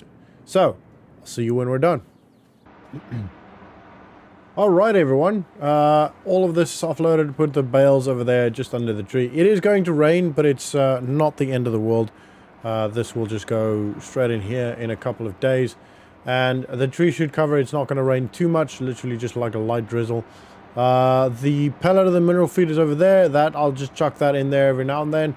And as these start emptying, I'll just keep filling them up with the whatever is needed, you know. The straw, I think we might have bought a little bit too much straw. I'm not sure where to put the straw with this, so I'm going to do a little bit of research into that and figure out where the straw actually should go. And if it should just go on the floor. Like, I kind of feel like it just goes on the floor, but I don't want to just, you know, chuck it all on the floor and then it's an absolute mess, and then that messes it with the slurry, because essentially the cow poo all drains from here into a slurry tank, which is then, you know, it comes out there eventually, which we can then use for fertilizer. And actually, on that note, we actually do need to fertilize the fields again for a second time. So we'll get that done in probably tomorrow. It's going to rain soon, so Don't want to do that this afternoon. So I'm probably gonna just return that now. I think we're gonna stick maybe with 12 cows. If we go buy another, it's gonna be another 18,000, which will end up being a lot of money. Like we end up then only having $60,000, which it's not the end of the world, right? It's enough to be able to do everything we need to do. But then, you know, if there's other expenses, unforeseen expenses that need to happen, then that is a bit of a problem. So I don't know. I'm kind of torn between buying more cows and, you know, taking that hit financially, or clouds are coming over quick, or not buying it and having a little bit of extra in the bank just in case there's, you know, some expenses, unforeseen expenses. Anyway, I'm going to start, yeah, I don't know. Part of me really wants to go buy more cows. I don't know. Right, I think I'm going to sleep over it. This will stay here. We'll pay a little bit of a daily fee for it, but we'll keep that for now. It's not going to be too expensive. It's going to be cheaper to keep it for the day than to release it again tomorrow if I decide to get more cows. So yeah, right. I'm going to start putting all of this stuff away. Yeah, I don't know. Wish I could ask you guys, but by the time this video makes it out after editing and all that stuff, I would have made that decision already. So it's not really going to work that way, unfortunately. But it's okay. It's not the end of the world. I'll make it work. However I do, whatever I do.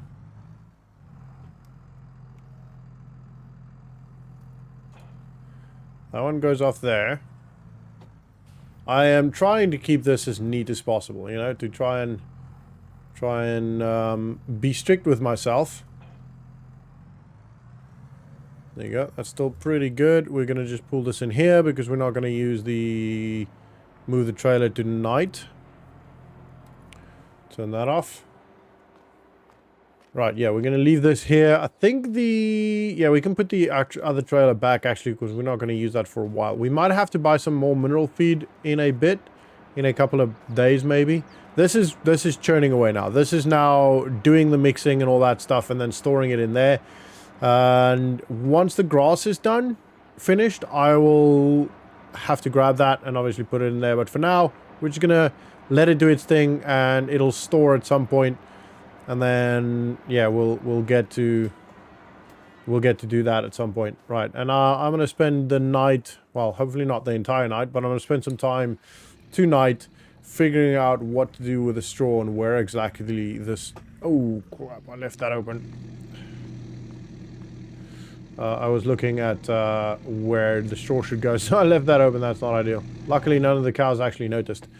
Anyway, so... yeah, I'll do that. Bit of research tonight. This is a bit of a bumpy one.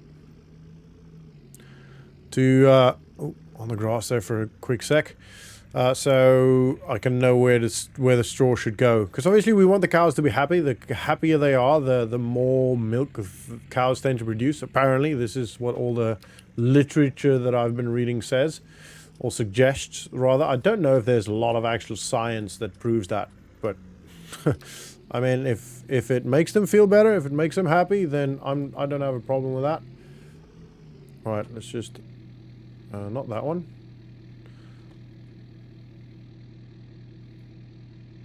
That one. Alrighty, let's have a quick look at the chickens here. Yeah, they still got food. They're still too young to get to create eggs or make eggs, produce eggs, I guess, whichever. But they will start producing eggs probably in a couple of months. So then we'll obviously have that income as well. So money will start coming back in at some point. Hopefully sooner rather than later. That would be ideal. I'm going to also have a look at potentially leasing this house. Because Leasing property is rental income for property is quite good in the region because there aren't a lot of houses. So there's a lot of farmers, a lot of farm hands and all that, and they don't all have access to homes. So a lot of them are sharing homes with families, you know, multiple families in a home, which is obviously not ideal. And so therefore let me just fold that up. The rental income from property is quite high. I won't be able to get out of that door. I mean, I would have been able to get out. It was just going to be a bit more of a squeeze than I feel is necessary. Right, and I do also need to figure out a way to clean these vehicles. The tractor, the truck, they're quite dirty, so we need to get to figure that out. Right, that is, however, guys, going to be the end of this vlog. I hope you enjoyed it. I hope you're as excited as I am for money to start coming in.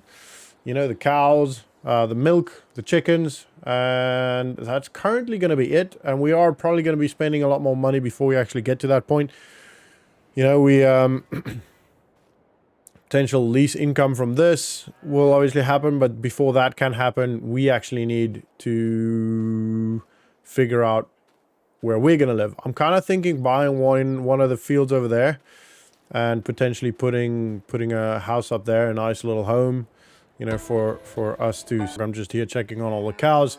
They haven't started producing any milk yet. I've tried milking them, but unfortunately they don't seem to have to have started. That's a lot of halves producing milk yet, so not ideal. I haven't been able to figure out the straw thing. I think what I'm gonna do maybe is lease a stripper. That sounds really bad. A bale stripper, a bale ripper, whatever you call it, and see if I can just spray it in here, to be honest. There's not much information about it from what I can find, so I'm kind of just gonna wing it in the end, I think. I don't know. I'm at a loss a little bit, to be honest, but that's okay. The total mixed rations mixer.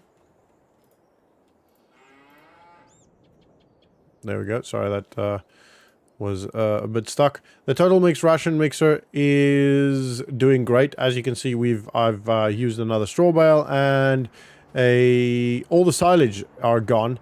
There's about 37,000 liters of TMR in here, which is quite a lot. They're still eating that. There's estimate, I don't know, maybe like 4,000 left, 4,000 liters of grass left here. So yeah, that's taking a while. They're not eating as much as I anticipated. Obviously, it's only 12 cows, so they won't be eating as much as I anticipated. They will reproduce over time as well. We'll inseminate. I think inseminate is the right word. We'll get someone to do that for us and all that stuff. So we'll get that going as well. I think the reason why they haven't, from what I've been able to research anyway, haven't been producing milk yet, or haven't started producing milk yet, is because they're not actually settled in yet. You know, the stress from moving or from them being moved and all of that stuff has an effect on all of that. So it's kind of understandable. It's a little bit frustrating because I do want to get them to, you know, start producing milk so we can start making some more money and get that show on the road. So yeah, I mean, it's not the end of the world. We'll figure it out as we go along. I just want to have a quick look here. The chickens, from my estimation, should be starting to produce some eggs. I think they're about 3-4 months old now, so they should be. We do need to think about more food at some point. Let's just close this, because chickens, they see a gap and they go for it. Yeah, so I need to move that in there. Yeah, so they're definitely, they are producing eggs, but not, I feel like they need to do more. I need to move those onto the pellet, obviously, and then we'll have a better idea. But that's around, I don't know, like 100 eggs-ish from rough counting this morning. So, yeah. Anyway, right. So, we're gonna fertilize. This field needs to be done. And I think... Yeah, I think it's just this one needs to be done for a second one. The other one's done already, so I don't think we need to worry about that. We can actually almost cut this. I think we'll be able to cut this within a couple of weeks from now, so that'll be good. Right, so we're going to quickly run over that field, get the fertilizer going on that, and then probably go have a chat with Chad and see if we can figure out what to do with the... is the fertilizers on the right? So then have a chat to Chad and see if he can maybe help us out with the whole straw situation. I need to figure that out. It's a bit of a ball ache and a frustration, but I do need to figure that out. Right, I don't know if this should be enough, but yeah, I'm quickly going to run over and get this done. I'm not even going to actually time lapse it, to be honest, because it's going to be so quick. It's not worth time lapsing it. The spreader is so good for fertilizer. Lime-wise, not great, but to be honest, now that we've got slurry, we're probably not even going to use fertilizer now that I think of it. I had a look at the slurry tank. Also, there's about 400 to 500 liters on there. It's not 100% accurate. It's just like on the gauge. It's between 400 and 500 liters. It's quite a small gauge. So that's I think it works by weight, if I'm honest. All right, and that's done. That's the field done. That's quick. I'm glad I didn't time lapse that, because it would have just been ridiculously short time lapse. Get the drone up, putting the drone up and getting that all set up would have taken longer than just doing the field. So yeah, it's good that I didn't do that. All right, fertilizer dropped off, put back into a pellet. I feel like I'm saying that wrong. Pellet, like a BB gun pellet. You know what I mean? That's not what I mean, obviously, but I feel like I'm saying it that way. Anyway, right, we're going to drop this off here, and then we're going to head to... I'm probably going to go with the tractor, because we're probably going to be using the tractor to bring whatever. If we do need something, we'll bring it. Ooh, and I need to go fill up, actually. Let's go fill up the tractor first. I believe the closest gas station is just ahead of us. I've not actually filled up here for a while. We usually I just fill up when we go visit the girlfriend's parents, so that's over another town, and yeah, it's just easy. It's on the route, so we just end up filling up there. But I haven't done the tractor yet, so it needs to be done, and I think that's the gas station over there on the right. All right, this is the gas station. Cool. I did think so. I've driven past it obviously multiple times, but I've never actually gone in here, never actually paid attention. So, right, we're going to get this filled up, and this seems to be the diesel point. And go inside, pay, and all that stuff. I will see you all in a little bit when I'm done. Oh wow, $302. That's expensive. But it needs to be done, right? We need the fuel, so I mean, there's no point in having a tractor if it doesn't have fuel, because we won't be able to actually use it. So yeah, it is one of those things. Right, we're gonna head to Clever Motors and see what Chad tells us, what information Chad can give us regarding the cows, or anyone there, to be honest. Like I said before, I think in a previous vlog, Chad isn't a farmer himself. He has very little farming experience himself, but he's been in and around farms literally his entire life. He's bread and butter. It's his biggest passion. And he just hasn't had the means to actually be part of a farming operation. So this is as close as he can get to farming, essentially selling implements and helping farmers out. And he's very, very, very knowledgeable. He literally knows every single thing there is to know about anything. So, anything farming related anyway. Right, so I'm gonna go down there, park next to that car. Right, I'm gonna spend some time, chat to Chad, see what he can tell me, and then we'll go from there. Oh, right. So, sorry guys, I have actually been hard at work and didn't realize that I didn't actually have the recording on. Sorry about that. But I have, after speaking to Chad this morning, which has now been a complete day, I have figured out, well, he's actually explained to me how to do it. So essentially all I do is I take the shredder, this one here, and fill it with bales. Two at once at a time is best. You can do more, but the problem with that is it then becomes a little block sometimes, and you know, it is best to do 2 at a time. So we're gonna do that now, and then you just drive along and you just spray it over the where they eat, essentially. So the reason why you do that is because they tend to lie down where they eat. So it kind of actually makes sense. So yeah, that is essentially what we're going to do now. We'll see if it works. As long as you've got angled high enough, they should be happy. Right, so we're going to close that. The back door, we should see it come up. Yep. Cool, that's closed. And there you go. We can now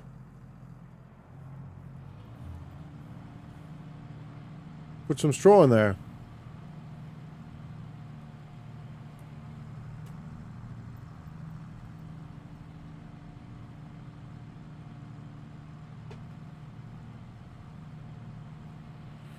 All right.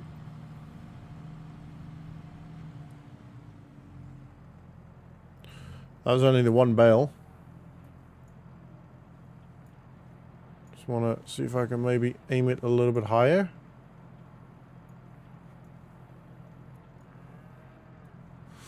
No, doesn't seem to be wanting to aim any higher. Alright, so we'll get these, probably all of the bales in here. Most likely. Oh, we're kind of on the wall there.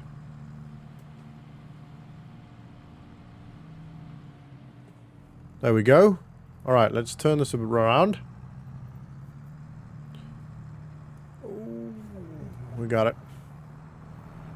Right, we're gonna go back in there again and probably get more done. It's been an entire day. I've had to do a lot of other extra admin stuff on the side, so I kind of gave this a bit of a wait, just to make sure everything I have the time to spend and try and figure it out. So I did all of the other admin stuff that I needed to do, and then now we're here doing this. So yeah, it's why we're at the end of the day. Apologies for that, guys. I realize that it is not necessarily...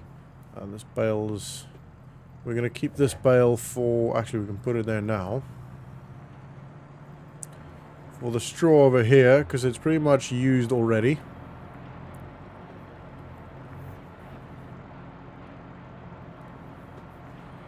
We'll put that in there. Nope.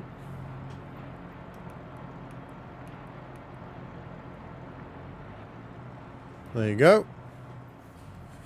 Anyway, yeah, so I wanted to make sure that I can spend the time now and figure it out, you know, rather than starting to figure it out and then having to leave and do the other admin stuff. That would have just not been... Oh, I need to open that. See, this is why having 2 tractors would be ideal. There hasn't been any tractors yet that I feel like is worth spending the little money that we have on... Just lower that. There we go. Drop that off again. See, again, this is why having 2 tractors would have been ideal. But we don't have 2 tractors. Anyway, there hasn't been any tractors that there's been... Oh, come on, again. I literally keep doing that. It's because I'm in a rush. I want to try and get everything done before the end of the day. I'm supposed to take the missus out on a date tonight, so... I want to try and get everything done so I can actually do that. It's not the end of the world if I'm a little bit late, but yeah, obviously We don't want to be late.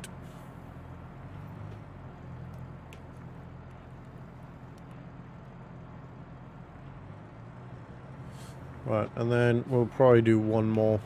I will just do these two, and then once we're done with that, we'll call it a day.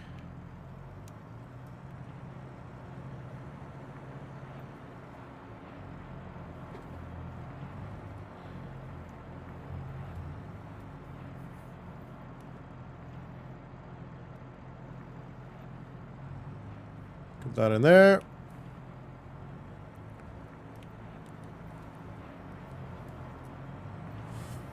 Alrighty.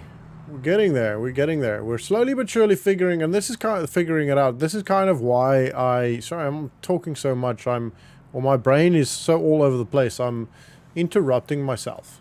Anyway, but this is why I kind of wanted to do cows, because, you know, it's quite interesting. There's actually quite a lot to do, to think about, to plan for, and all that stuff. So, yeah, I am enjoying it. I think it's a complete different challenge from anything that I'm used to, which is cool. We're gonna do just the one now.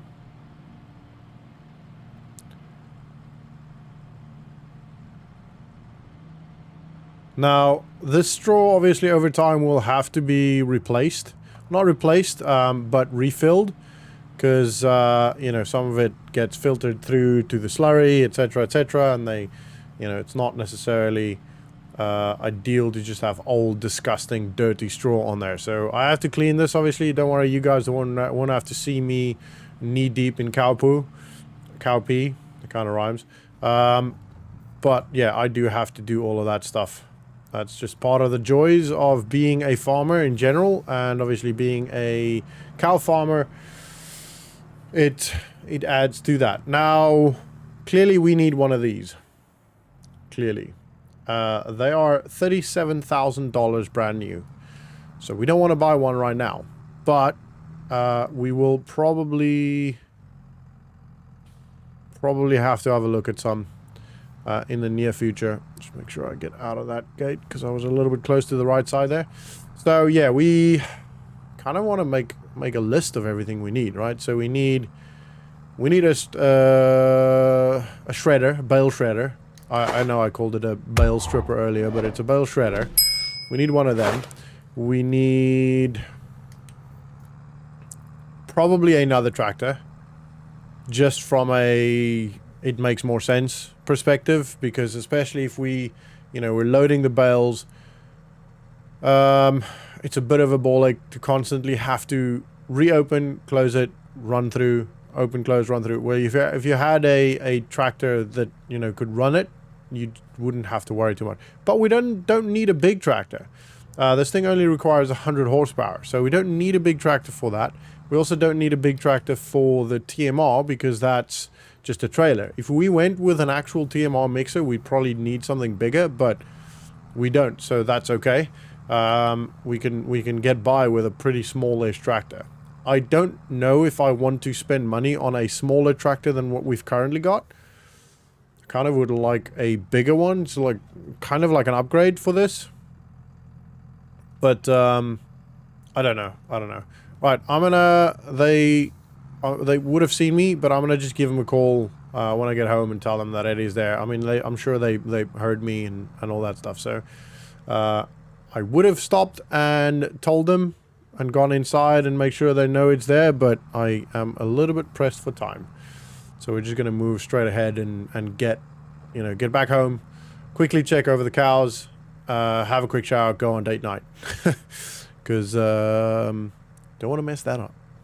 But yeah, so that should set the cows up to be a bit more comfortable, so they should feel more at home now, and then therefore start producing a little bit of milk.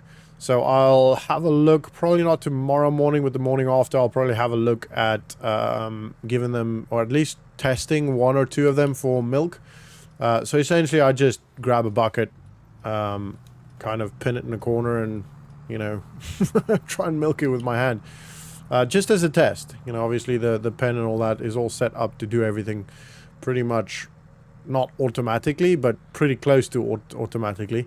But just as a test. I don't want to go through the whole process of starting everything up and all that. So yeah, just and dirtying things unnecessarily. I just want to see if they're producing milk, and if they are, if 2 of them are producing milk, I will go by the kind of oh, wrong one.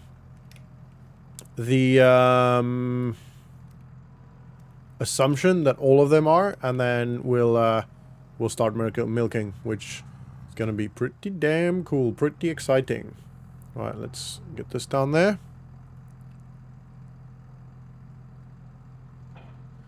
That one, and then this one.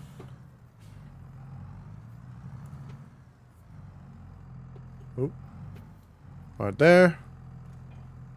Happy days. Oh, oh no.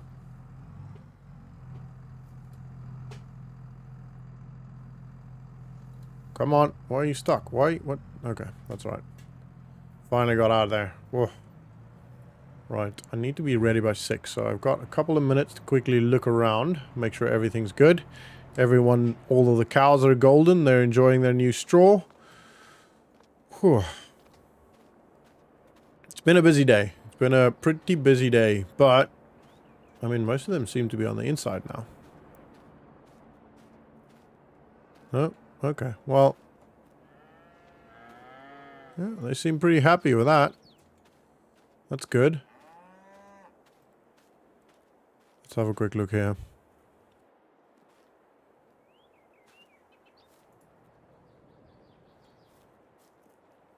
Hello? Should I start naming the cows? Growing up on a farm, we actually used to name the cows. Kind of liked it. They all had like yellow tags with the names on, and my dad literally knew every cow by name. Like he could see them from a mile off and know which cow is that. It was pretty impressive. I always thought that was really, really cool. Yeah, they seem a lot more relaxed and seem happier. It is, as you can hear, it's not noisy, but bear in mind this goes on throughout the whole day and night. So the problem is when we're trying to sleep, you know, every 3 minutes, every 2 minutes there's a cow mooing. It does get a bit annoying when we're trying to sleep. But yeah, it's not the end of the world. The windows aren't double glazed. If we can maybe get double glazed windows, that would be ideal. But to be honest, the house is just a little bit too small for us. Like, it's a 2-bedroom, which we have a spare bedroom, and that kind of doubles as both of our offices as well. So yeah, we need to essentially get a bigger place, because she works from home most of the time, and I obviously have my own office, and my office is a bit of a cluster, to be honest. There's so much paper and stuff everywhere, so I need to ideally get my own office where I can have a filing cabinet, where there's space enough for a filing cabinet and all that stuff. But anyway, that's a future problem. We're going to fix that at some point. We'll figure that out. Oh, and by the way, the shredder was just over $1,800, so $1,800. So yeah, it's not that expensive, but it's also not very cheap. Obviously, we don't want to be constantly doing that every 2 or 3 days. But I'll keep an eye on it and see how it works and see how long the straw lasts and how much I have to clean it and all that stuff. As you can see, the cows have finally finished their grass. I think there's still like here and there is a little bit, but so we need to feed them. Firstly, that's the most important thing today. And then I want to start cutting the far grass field and turn that into hay, because we need more hay. We probably have to go buy some more mineral feed at some point, because I see the last bag is now gone. And we need to make sure that that keeps working. Right, and then the cows are all sleeping. Oi, wake up. It's breathing, so it should be okay. But yeah, they definitely need to get the turtle mix rations in there. So that's what we're going to do now. That's our first port of call. And then we'll go grab the... Well, we'll put the trailer back. And then we'll get the grass cut the other side. So, yeah. Firstly, let's hook up this trailer. I'm not sure how this trailer is going to tip. I don't know if it can tip sideways or not. I kind of think it should be able to. It might not, which means I'm going to have to try and reverse in there, which is not going to be easy. But I'm sure I can make it work somehow to be able to feed the cows. Otherwise, we might have to look at another trailer type. But hopefully not. Hopefully we're okay. Right, this is going to be pretty interesting reversing in there, because you can't really see. I have a feeling I'm going to hit that pole. Yeah, I'm definitely going to hit that pole.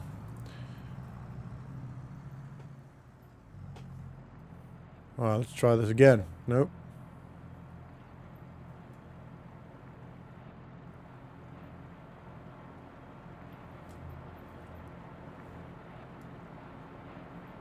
I think we're getting there. We're definitely in. There we go. Cool, that's filling. Alright, and we've got about 37,000 liters of this. So after this, we'll probably have about 25,000. I'm not sure what the capacity of that. So that's 27,000. 265. Ah, so maybe a little bit less. Yeah, so looking at about 27,000 left. Yeah. Okay, so let's have a quick look here. Ooh, it's a tight one, but that's okay. It works.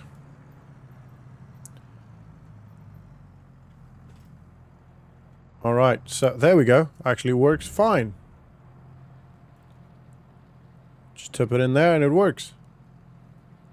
Cool beans. I don't know if it'll... Oh, it does take it all. Ooh, okay, so we'll probably end up doing a couple runs of this. Will I be able to turn around like this? Should be able to. Just about. Right, we're going to make sure we fill that thing as full as we can.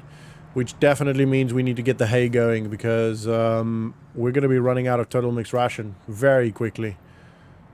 I did not realize that that thing will be I mean, 10,000 liters, that will probably last us about 2-3 weeks maybe. But obviously we want to make sure that we've got as much as we need, as much as the cows need. Not we. I'm not eating that. I think that would be disgusting. That is a pole. And there we go. We can actually see, just about see the corner.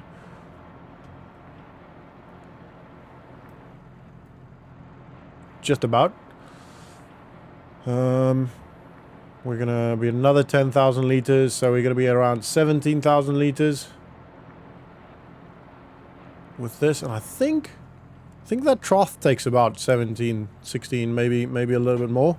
We're gonna just do a bit of we're in a bit of an angle there, so we're just gonna go around like this. And start filling soon. There we go. Oh, cow's coming. Yeah, okay. Well, I guess we'll be doing another one. So we've got 17,000 liters in there now. We're probably going to have at least another... Well, we'll have another full trailer. I don't know if that's going to be another full trailer into the trough. We'll have to wait and see. Right, that's good enough. There we go. Got some straw still left. We've got a little bit of silage left in that bunker there. Hay is the biggest thing now. We do need hay. And then the other field, we could probably harvest that in the next couple of weeks. It's harvestable now, but I just want to make sure it's that little bit more of growth, so we get a little bit more from it. And then we'll get that done. We're not that worried about silage right now. We've still got a little bit in there. And like I said, this will probably last a little bit. This, I mean, 30,000 liters will last them for a while. If we get all of... I mean, we could even potentially... Yeah, we might as well do another one. Yeah. This isn't quite full yet. Yeah, I think we should do... I think we're just going to use everything we've got. Put everything in there. And then we at least know they've got, you know, 37,000 liters of food. That will last them quite a while.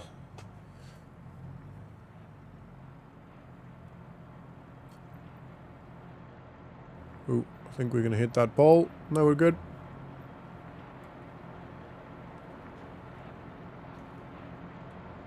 And this won't fill the trailer. I think it was 37,000. Looking at the gauge, and obviously that depends on how accurate the scale is. I think this uses a scale to measure. Just over 7,000. Yeah. Okay. Cool. I was right. This thing takes quite a lot of food. This trough, doesn't it? It's got quite a large capacity. That's good. We want it that way. That way, we don't have to necessarily fill the trough, you know, all the time. You know, once every 2 or 3 weeks should be enough. Should be good.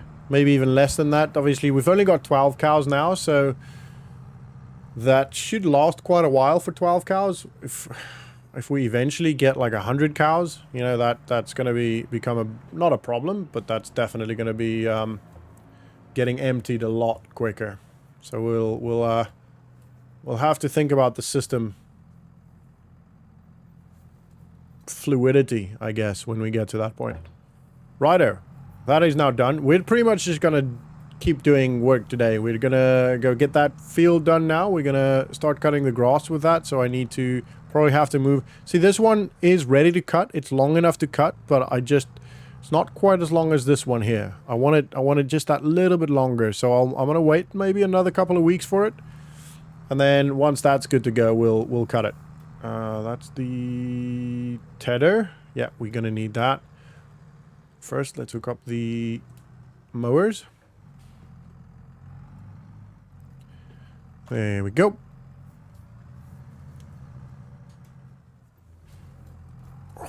Okay, and then that one. Obviously, I mean, you guys are probably like, yes, we know. We know how it works. You've seen me cut grass so many times now.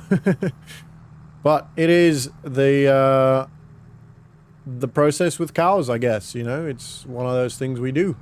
Anyway, right, I'm going to get the drone set up and do a quick time lapse while I knock this field out. Probably not necessarily going to show you everything because, like I said, you have seen it all before. But I will show you as much as I can with regards to making the time work and also the battery and all that stuff of the drone, because it's quite a lot to get done. You know what I mean. Righto. That's going to be a time lapse for now, so sit back, relax, and enjoy the ride.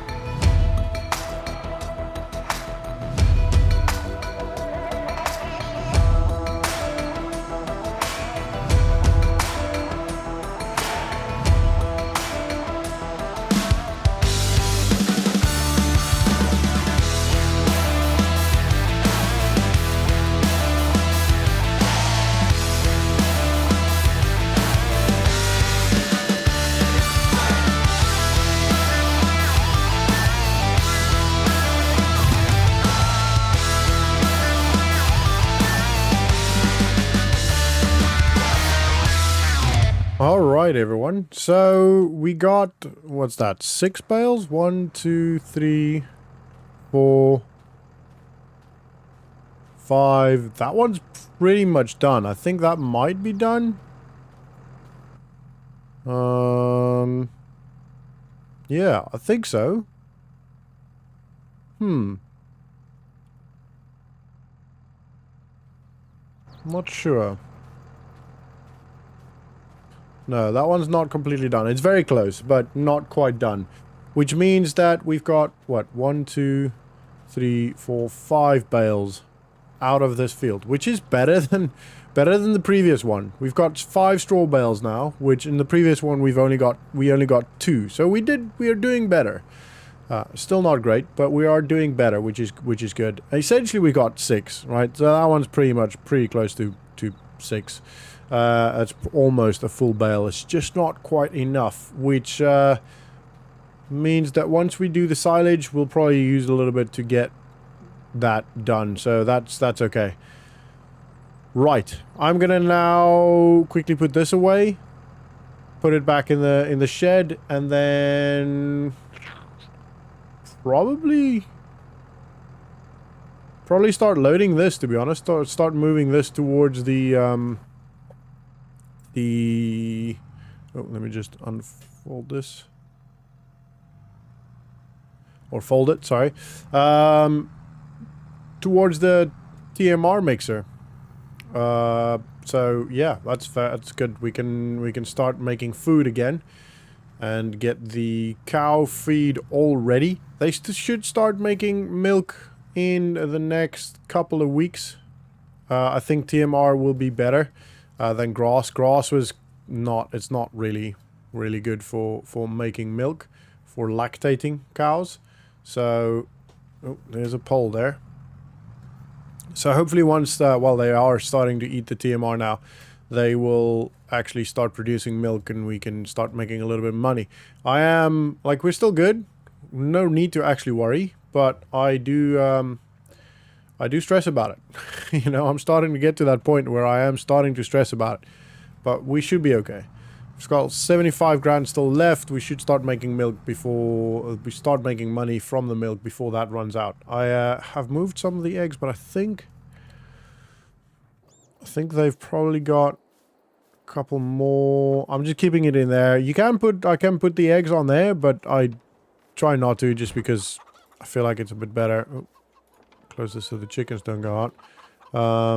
So we've almost got a full pallet, and there's still more there that I need to move in. So I'd normally do that either at night or in the morning before I actually start, you know, when I get up. So I'll do that probably tonight. Let's go grab the front loader and start moving these bales to... We'll probably put them all in the TMR mixer if we can. I don't think we'll be able to fit all of them in the TMR mixer, but we should be able to get at least maybe 2 or 3 in there. I'm also gonna just use the normal fork rather than the bale loader, because we don't care about these the hay. If it was silage, then that's a different story. So we're just gonna use the normal pallet fork, because we can just stab them. I probably should get a actual bale fork. That'll be better. We could actually use a bale fork on the silage as well. It's not ideal, but we can. You know, especially when the silage is still, or the wrapping is still fresh. We should be able to do that. But we're not going to worry about that now. We've got the bale loader, the bale handler, sorry, that we can use for that. Let's just make sure we're good here. And I'm literally just going to run them to and fro.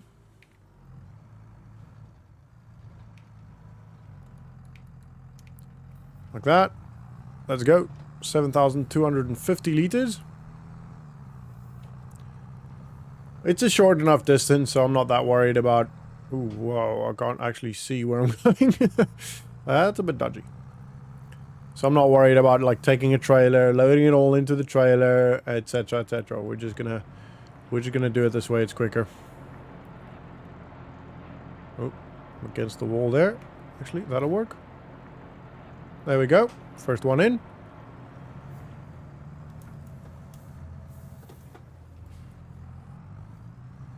Alright, and we're gonna...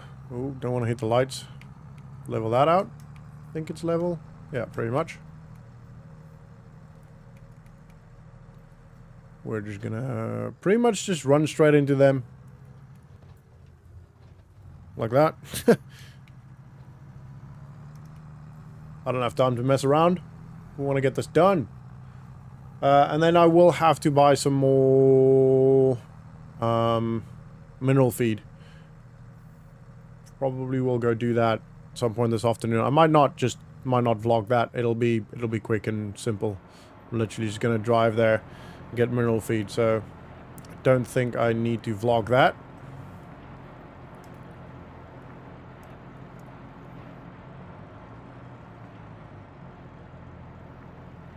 Right, and I think we're gonna do one more. We might be able to fit one more in there. The rest will just stack up probably under the roof. It shouldn't be raining very soon, or in the next coming weeks, so it should be okay, but we're gonna be safe and just put them under the roof in the shed.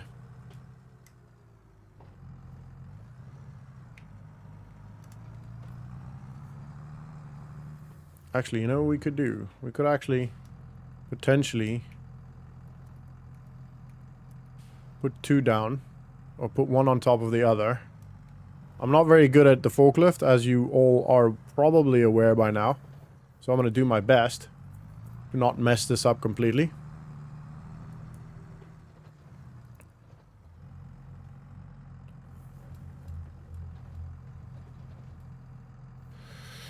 Alright.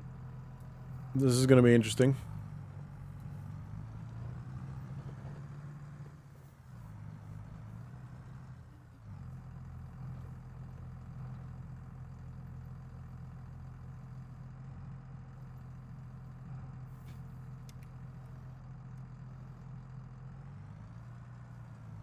No, I put it over. Huh.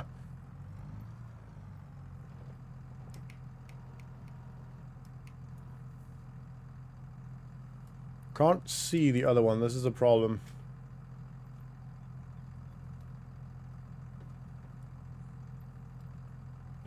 That might be it. Yeah, that's it. How close? Oh, that's actually not bad.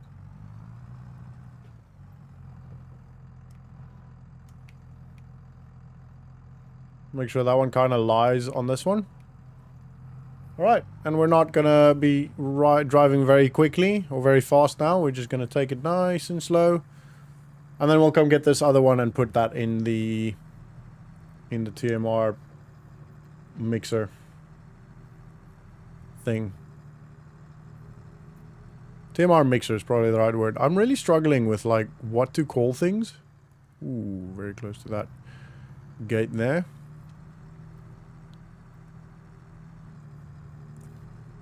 Right, we'll probably put this... We're not going to be planting anything soon, so we'll probably just put this here.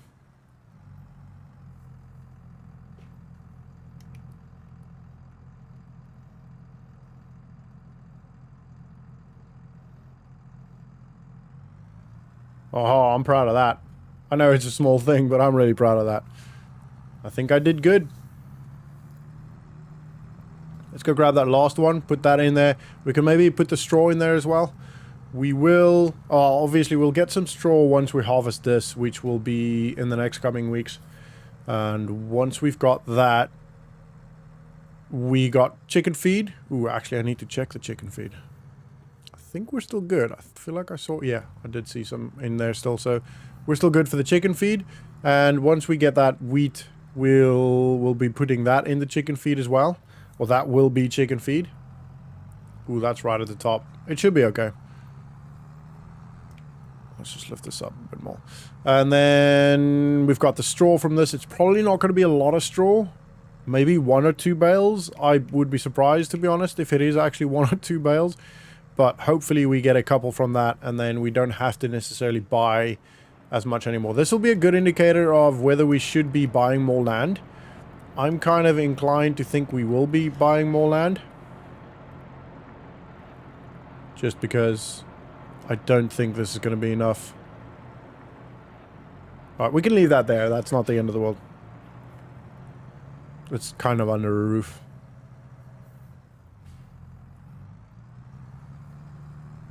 Alrighty, put the front loader back.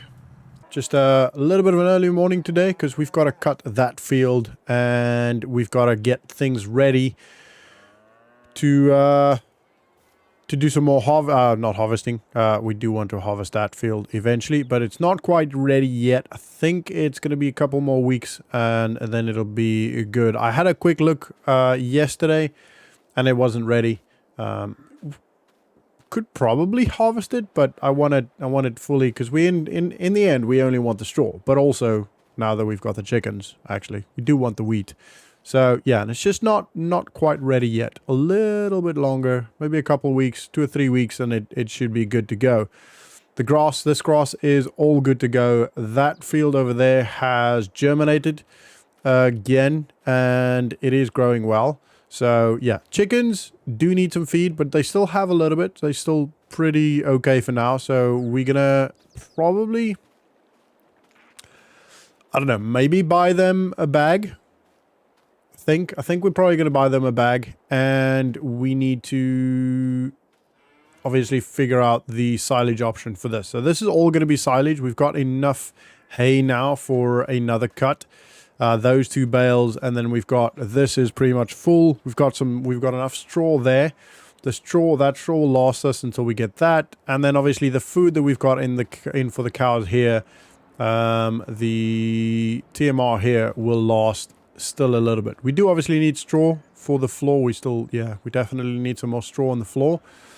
That is a weird rhyme, but we do need that. So today, early up, because we need to cut that, figure out the wrapping and the silage option for that so that can start fermenting and potentially get some more wheat for the chickens.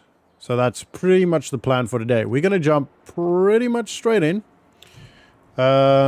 Firstly, we need to get to the other shed and then grab the grass, the mowers again. The cutting should go pretty quick, to be honest. Although, actually, this is a pretty big field now. I'm quite excited to see how much that little bit of extra we did will give us. I mean, we got more from this field than we've got from those 2 fields combined. Really. Like, if we count the extra one that's still in the bale there, which was 7 bales. And I think we got 6 from the other 2 fields combined. So if we get anything above, like, I think 8 on those 2 field, on that field now, the one that we combined, the 2 that we combined into one, combined it into one, that will make me happy. I think it'll be great if we can do that. I will quickly show you the eggs. There's nearly 1,000 eggs now. They've been making eggs quite well, not hatching. Hatching is when the eggs actually hatch and chickens come out. We don't want that to happen. And there's still more eggs. Literally every day, I need to put the eggs into the trays. So I'll just show you through here. You'll see there's still more eggs on the shelf there, and yeah, we've got a couple of cartons there, which is great. So yeah, it's going well. The farm is doing well. It's definitely achieving its purpose, a goal. You know, its goals. It's moving forward. Maybe not always at the speed that I want it to, but it is moving forward. Right, we're going to actually start, I think...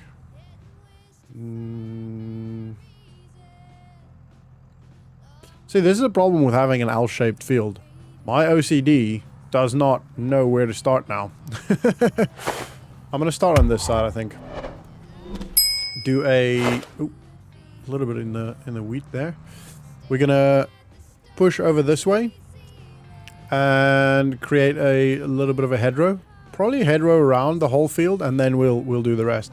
Right, so I'm gonna grab the drone is in here next to me. I'm gonna get that up and get it all going, so this will be a time lapse. So for now, sit back, relax, and enjoy the ride.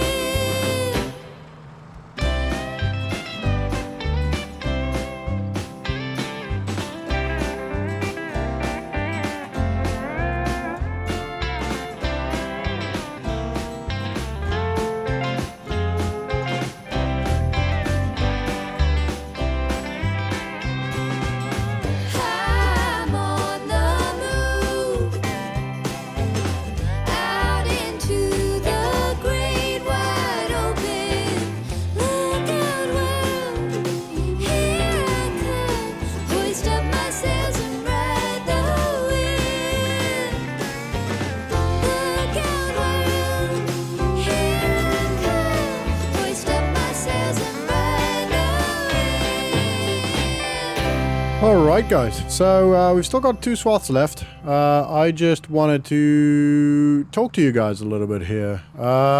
As you would have probably noticed, and as you can see now, while pulling the baler, the tractor actually not really struggles. Like, it's working, like it does the job, but it is definitely, especially this uphill coming back the opposite direction from where we're going now, it's finding it quite tough. I noticed it on the mowers as well. Like it proper struggled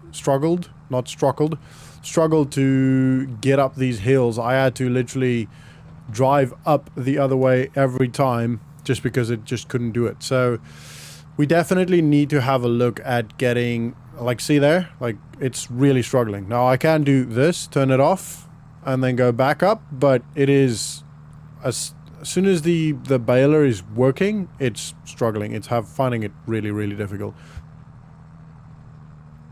So yeah, we definitely need to have a look at getting another tractor or upgrading this one to another tractor. Ideally, I think it would be good if we can get another tractor that is maybe bigger and stronger than this one. Well, it has to be bigger and stronger than this one. We don't necessarily need to do that right now, but we do need to do that fairly soon. You know, the grass operation is arguably one of the bigger parts of our farming operation, and if we're constantly struggling, you know, eventually we're going to get more and more fields, and you know, it is quite important that we upgrade at some point in the near future, especially if we decide to maybe get a baler that can actually wrap, you know, one that's maybe heavier. If this one breaks, whatever the situation is, hopefully this one doesn't break. It should last us for quite a while. It's still in a pretty good state, so Nick did a good job on that. I'm just quickly running around making sure I'm picking up all the pieces that I might have missed. I think I pretty much got it all. Yeah, I think so. Right, so obviously the bale that is currently in there is not quite a full bale yet. Did we just unload? Yeah, we did. Okay, cool. I want to fold this up. It's folding up. And yeah, I mean, still, let me just jump out, have a quick count here. So we've got 1, 2, 3, 4, 5, 6, 7, 8, 9. I'm not counting that top one there because that was actually the first one that came out. So I'm kind of counting that as the previous harvest, or as that field's harvest. So we've got 9, and I think we've got 2 over here. I'm fairly confident. Maybe just 1. Oh yeah, there's 2. 10, 11. So we've got 11 bales off of this. Let's just make sure from the top. 1, 2, not counting this one, 3, 4, 5, 6, 7, 8, 9, 10, 11. Yeah, 11 bales, and then obviously whatever's in the next one still in the baler. So 11 full bales, significantly better than the previous harvest on these 2 fields. So I'm quite happy with that. Obviously not a lot, not a crazy amount, but a good amount, you know, a very good amount. I'm quite happy with that. That silage will probably last us quite a while. That's 11 bales. What's each bale's? Probably 7,000 liters.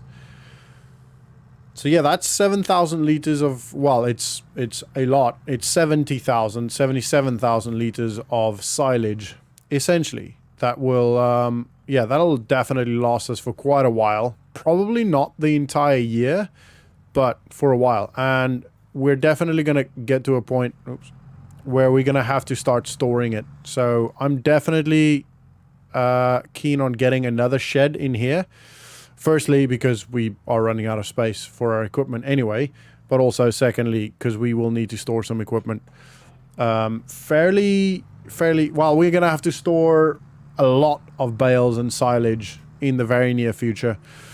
All of the silage we've got here, all of that will become silage, will be stored for quite a while. We'll obviously get in maybe another 2 or 3 months, we'll get another harvest there, which will be another stored harvest, then another month after that we'll get here. So throughout the year we're going to get probably about 3 or 4 cuts off of either of these, well, both of those fields. So yeah, definitely worth looking at more storage. Now we can put a lot of storage, we can put a lot of stuff in here. We still got the extra bay open here, open there, so we can do that.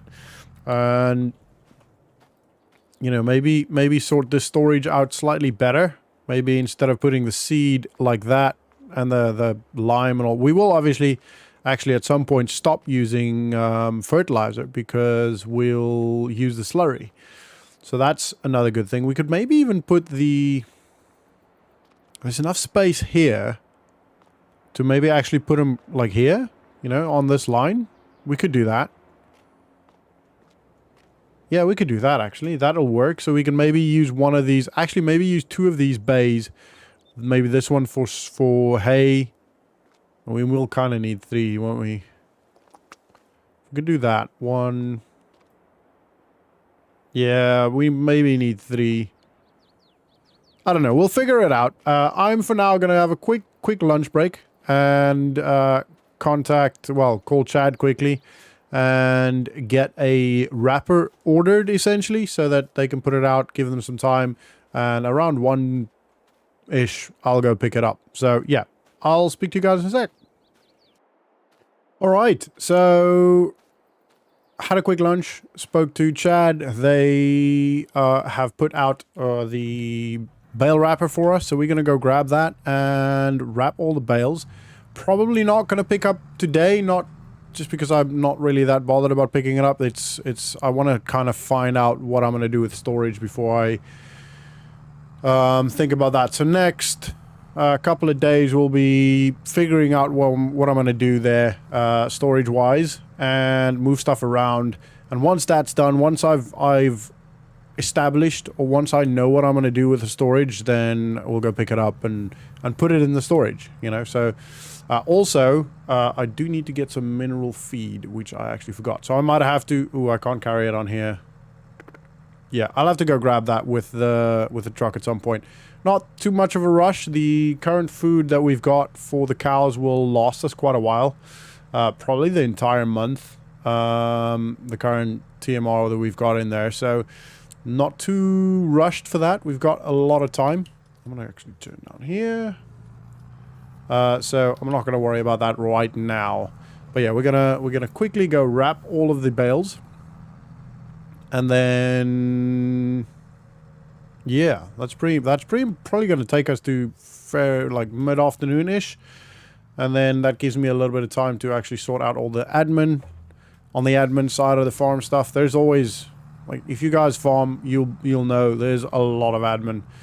You know, there's always paperwork. I genuinely feel like it just never stops. But it is part of the joys of farming. Hopefully that guy stops. He should.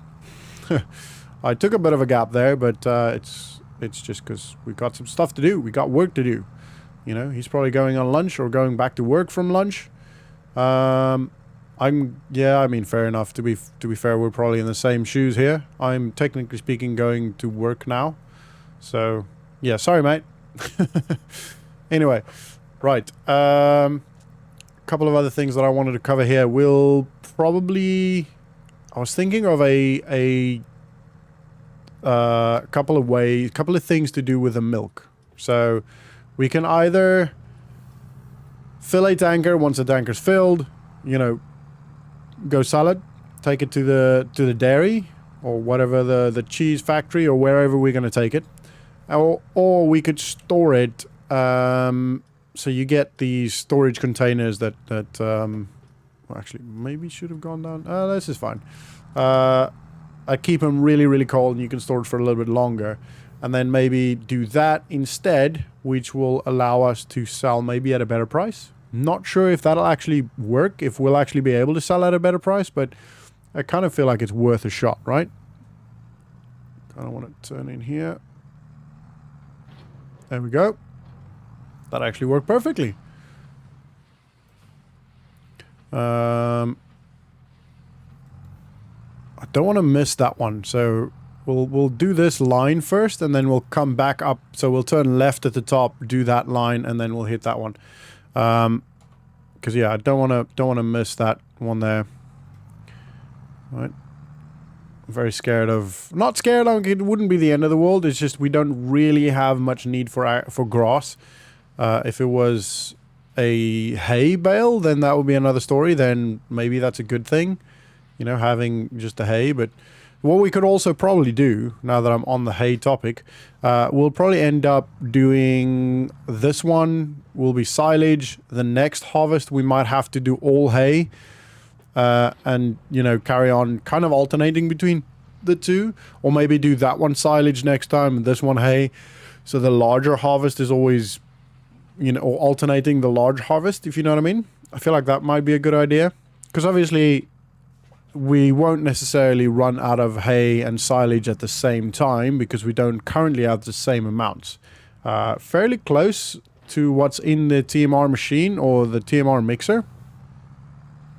But it's not actually the same amount. So we'll have to make sure that, you know, when we get to the next harvest, to have a look at what actually we need more of, and then do that accordingly. Can I maybe turn down like that? There you go. That worked. And we'll drive forward. So I mean, this is going well. It's going pretty quick, and I'm quite happy with the harvest. I feel like we'll definitely have enough silage for a while now. Probably, I mean, I hope to the end of, or at least till the next harvest of that one. Actually, I kind of hope it lasts for longer. I hope it lasts for the harvest of this one, because we might have to do hay on that one again, and then just depending on if we have enough silage, we'll have to do it on here again. Did I drop that? Yeah, cool. I don't know, we'll have to see. Obviously it's hard to make these judgments on our first essentially our first year with cows. Don't know how much they're going to eat. Oh, that's a misjudgment there on my part. You know, so it's hard to actually know what we'll need more of and all that stuff. So we'll figure it out as we move along, and as we do this for longer and have more experience, we'll figure it out. It's not going to be too difficult. It's just here and there we might have to spend some money to actually buy more of one thing, whether that's straw or silage or hay. We'll probably will have to do that. I'm going to try and do it in a way that we don't have to do that, you know, try and plan it better so we don't have to do that, but it's hard to know. As I'm sure you guys understand. You guys are all intelligent people. I'm sure you get it. You're probably screaming at the screen now that I should be doing this or that, you know, and did I drop it? Yeah. I keep forgetting. I do push the button, but I'm never quite sure whether the button works 100%, you know. Anyway, there was actually, talking about something working, there was a John Deere on sale. That was a pre-show model, or a show model, a pre-used show model, that was actually a pretty good price. It was 73k, and I think it had 246 horsepower, so it is stronger than this one. But to be honest, I kind of feel like if we're going to spend some money buying a new tractor, it's got to be significantly stronger. Like, it shouldn't be something that will, in a year or two, have to replace again or upgrade again, you know? It's got to be something that will last us for a while. So I had a quick look at it. I didn't put it on the vlog because, to be honest, I didn't actually think I would get it, and I am not. Even though it's a great deal, it's just... for what we need, what we've currently got, and the amount of upgrade, it's just not. It's like 21 horsepower extra, and I don't think 21 horsepower is going to last us as long as we would need. You know, I'd rather buy an older model with more horsepower and not have to upgrade it in the next 3 years than buy a new model with a little bit more horsepower than we've currently got, and then have to upgrade it again, you know, in a year or 6 months. You know, we don't know what's going to happen with the farm. We don't know how well the farm's going to do, and where we potentially have to buy fields, because we will have to expand. You know, if we get more cows, the food mix will go pretty quick. You know, it's currently we've only got 12 cows. They will start reproducing once we inseminate them and all that stuff. You know, that pen can take up to 100 cows. They're going to go through that TMR really quickly. And we will have to expand. We will have to get more fields, especially if we then get another pen with another 100, you know, having 200 cows. They will go through the food like it would be insane. It's going to be insane. I definitely hope, I believe we will get there. I really hope we will get there. So then, yeah, we do have to plan as if we're going to get there, you know? We're going to need more straw. We already need more straw, which I'm not going to buy just yet. I'm going to try and hold out as much as I can until we get the field harvested. And then we'll worry about that. If we do need more straw then. But that's probably the next upgrade to the farm, or the next purchase we're going to make will probably be a field to be able to make more straw. You know, and we should probably actually look at that now. If you think about it, like the planting season is coming up, and we need to be ready for that. So maybe instead of buying a new tractor, maybe we should, you know, buy a new field or two. Might be the better option. I don't know. It's hard. It's really difficult to make sure that we do everything right. Especially since we're not actually making any money yet. We will be making money fairly soon. The milk's starting to come in. The cows are starting to... Not all of them are quite there yet. I tested a couple, and there are definitely a couple that are lactating. So we will be getting milk very soon. But just not that much yet. Just because it's only 12 cows, you know. So... The eggs, the chickens are making a little bit of eggs, and it's going well. Like the chickens are doing well. They're making a lot of eggs, and they will obviously hit puberty fairly soon, and then start actually producing more chickens. You know, maybe leave some of the eggs to hatch, and you know the eggs will then hatch, and we'll get more chickens, and then they will have more. It's all exponential, if you know what I mean. Like it will be growing really quickly. Very soon. We just need to hold out a little bit longer with the zero income. And it's stressful. Like I am stressing a little bit. You know, if we get a really good tractor deal, I want to be able to take that. But obviously, if we can't. If we can't afford it because we don't have the money, then that is a problem. But yeah, I'll definitely be looking at... I still haven't put in any offers regarding the fields over there.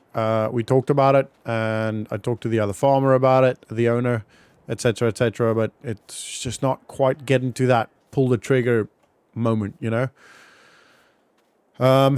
Maybe we wait to see how much we get from this field and then make the decision. But I don't know if that's the right decision, because then we get to the end, you know, of planting season potentially and miss that window. So yeah, I should actually have a look at what's on there, you know? Like if there's wheat on there now or barley on there now, might be a good idea, you know?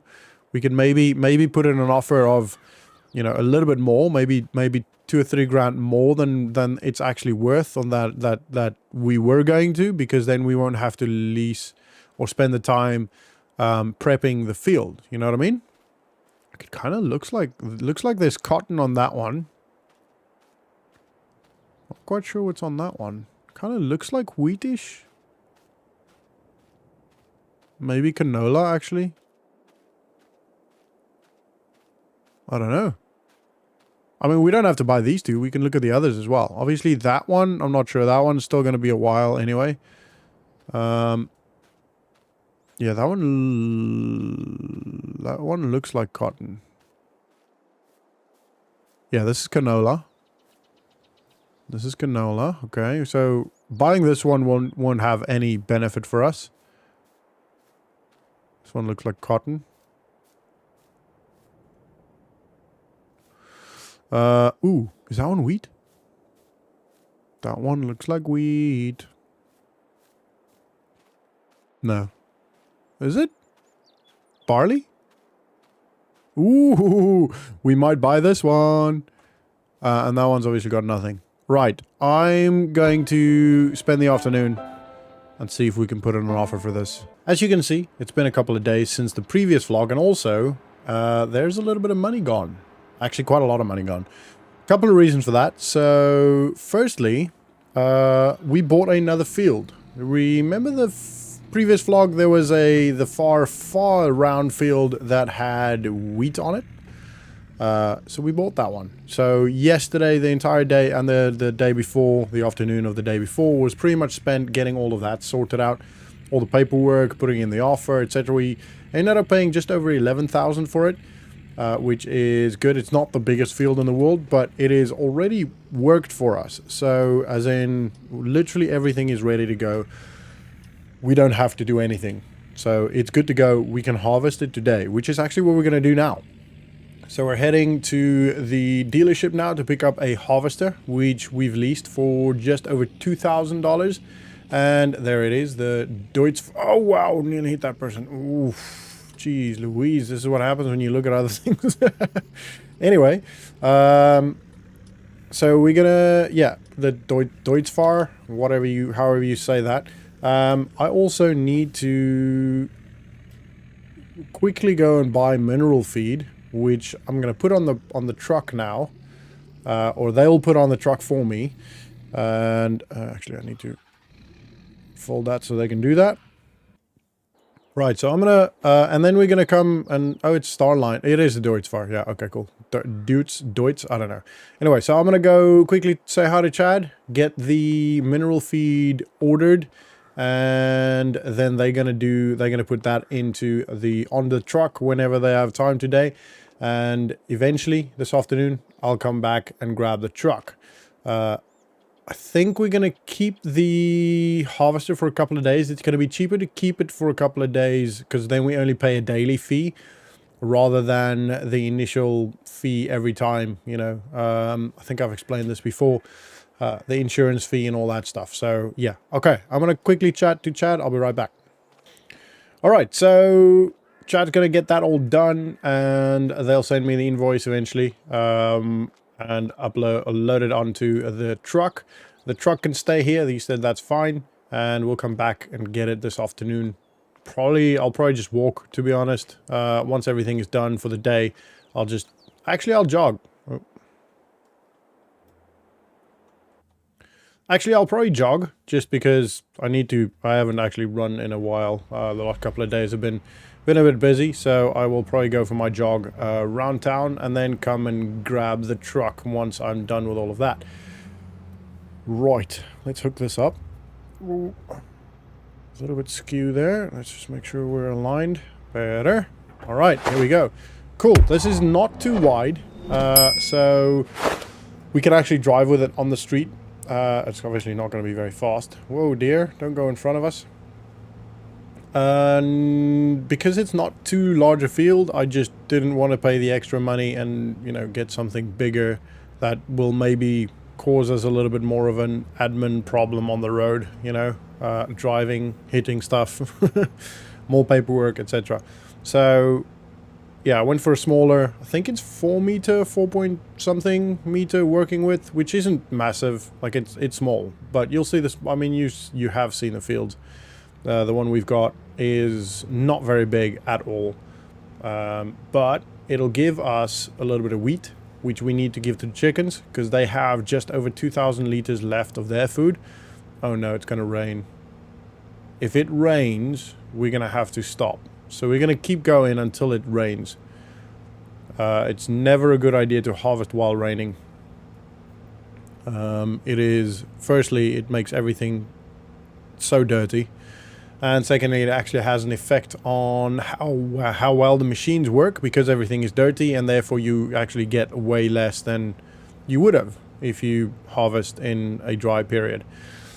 I'm not sure, probably maybe 2-3 hours. We might be done by then. I kind of feel like we should be done by then, hopefully. I think it's probably going to cut it close, but I mean, I feel like we're going so slow. We are going slow. We're going really, really slow. I wish we could go faster so we can get there, get it done, so we know the rain's not going to bother us. We've got the harvester for a couple of days. I'm keeping it because we obviously, our other wheat field will need to be harvested as well fairly soon. So I'm keeping it for that. And then we're just paying the extra per day, how long ever we take. It's going to be a couple of $100 maybe a day. So it shouldn't be too expensive. Maybe like $200-300 a day, rather than spending the $2,500 it costs to actually initially lease it. So yeah, it's better that way, I think. We'll see, depending on how many days obviously have to hold it for. Hopefully I don't have to hold it for too long. Jeez, this thing is so slow. Anyway, right, I'm gonna stop talking because this thing is slow, and I feel like we're gonna be another 20 minutes before we get to the field. Once I get there, I'll need to go grab the drone before we get too far away from house. All right, I'll go grab the drone and get to the field and get it all set up and all that stuff and start harvesting. I'll see you, well, enjoy the time lapse. When you're up against the wall and you cannot fall, so go off, go off, go off, go off, so go off, go off, go off, go off.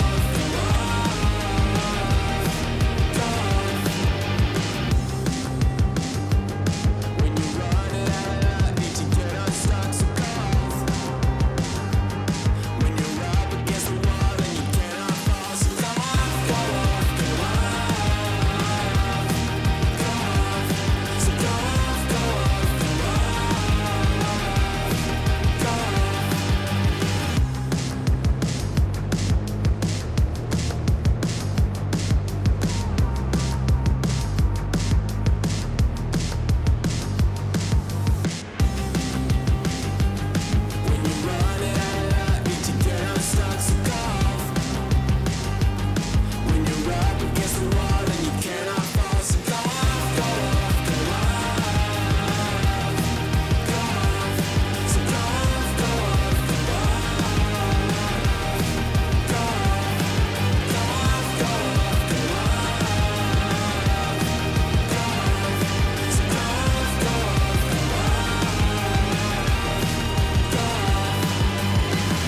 off. All right, that's all done.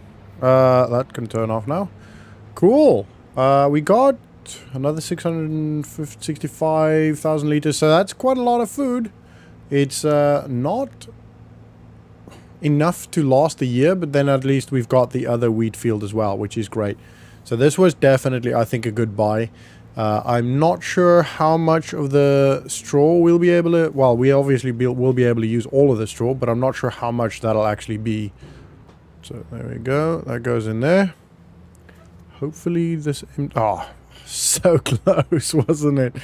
I was literally just about to say, hopefully this empties the entire harvester. But okay. I don't think... Well, I think what we're going to do is we're going to keep it in here for now.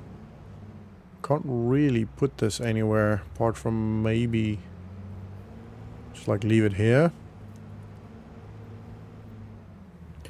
Obviously not ideal, but we don't really have a choice.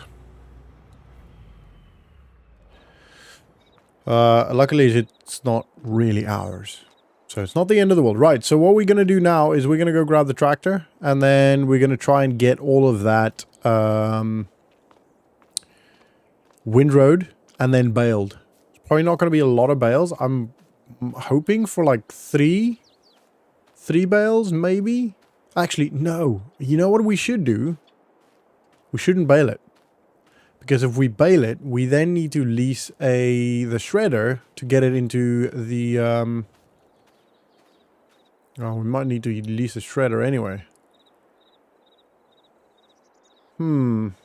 Yeah, we might have to lease the shredder anyway.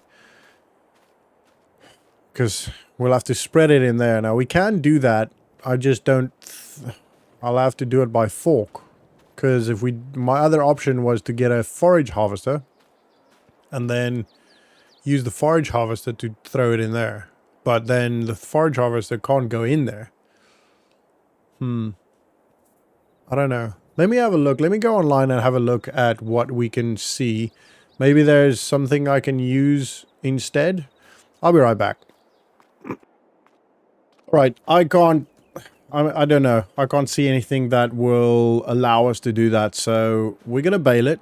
What I've seen is that a forage wagon will pretty much cost us the same as a shredder. So it doesn't really matter that much which way we do it around. I was hoping that a forage wagon could maybe be a bit cheaper, but it's going to be pretty much the same, and there's no guarantee that we could make that work. The only benefit would be that it would save time, but then at the same time, if I have to then use a fork to throw that into the pen, that's not going to save us any time. So we're going to bale it. I think that's going to be the quickest, and I mean, financially it doesn't really make much of a difference. Get that done. Yeah, right. So we need we don't necessarily need the windrow. Could maybe get by just using the baler. I think we're just going to use the baler. We're going to have to run up and down quite a lot, but not run, you know, drive up and down quite a lot. But I think that's going to be the better option, or the quicker option. Saves time. It looks like the rain is going to start at around 3 o'clock, potentially earlier. So I want to try and get this done as soon as possible. At least get it baled, and then I'll just come and cover it with some tarpaulin or something if we don't have time to pick it up. Right, so I'm going to start that side where I started with the harvester.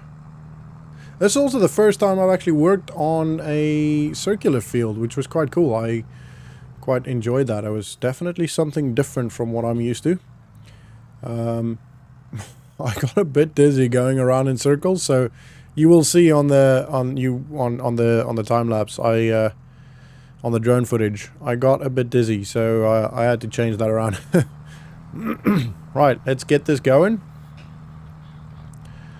Be interesting to see. We'll probably get... I'd be happy with like 3 or 4 bales. Don't know if we'll get that much, if I'm honest. Actually, I kind of highly doubt it. Just take a sip here.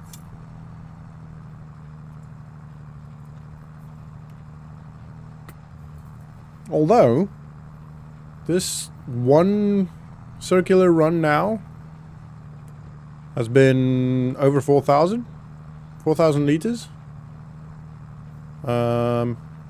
8,000 liters per bale, just over. So maybe we could maybe get 3 or 4 bales out of this. That would be good.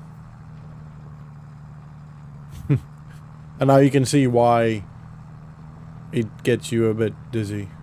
It's not too bad at the wider circles, but once you get to like the inner circle, you're like, ooh, this is too much of a turn. Constant turning. Although I do get dizzy easy. I don't know if I've mentioned that in previous vlogs. I get motion sickness quite easily. So boats and all that stuff is not really ideal for me. I think we just go still around here. This is where the inner circle starts. And we should be getting another bale soon. And then we're going to start going up and down now. After this little bit.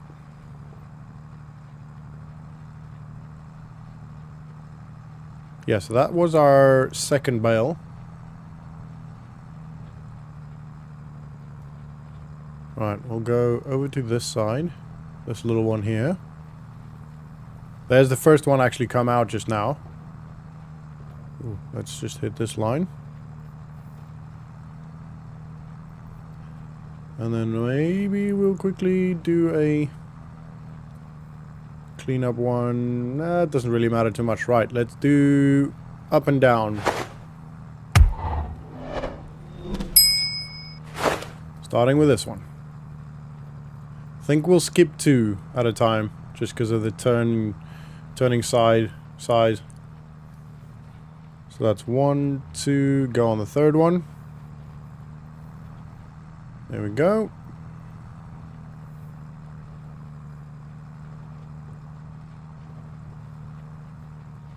One, 2 over here.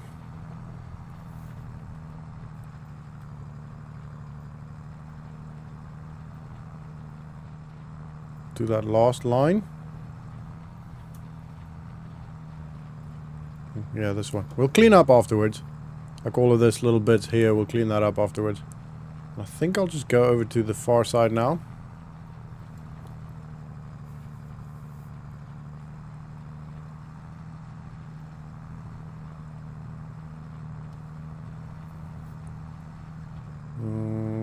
Yeah, this works. This will work. Obviously need to make sure we don't hit this bale. Oh, bit bumpy there. Coming up on our third bale being finished now soon.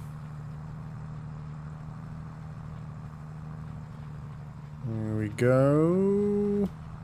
Yeah, maybe 3 bales. Maybe. That's 3 there, if I'm not mistaken. Don't think we'll get a 4th bale out of this. Actually, let's hit this one first. Let's clean this up. Yeah, I highly doubt we'll get a 4th bale out of this. That's only 400 liters. We're not getting 8,000 liters out of all of this. Only these 3 swaths. Yeah, there's no way.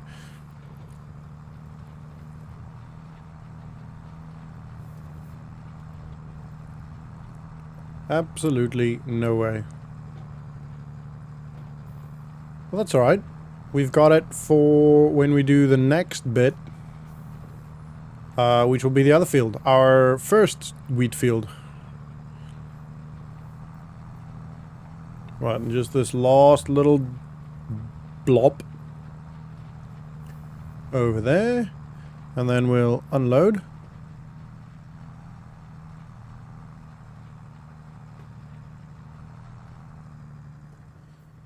That should... Did that unload? Oh yeah, it did. It just kind of hung on.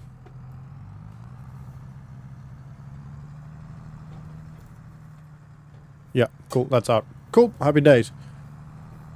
Let's go put the baler back. And then I'll quickly grab the fork and we'll put that under a roof. We've got enough time. It's only like 11:45 now, so if it starts raining, you know, at even 2, we've got 2 hours to get all that done. I'm gonna do it before I go on lunch. Get all of this done. This is always more difficult than I feel like it should be.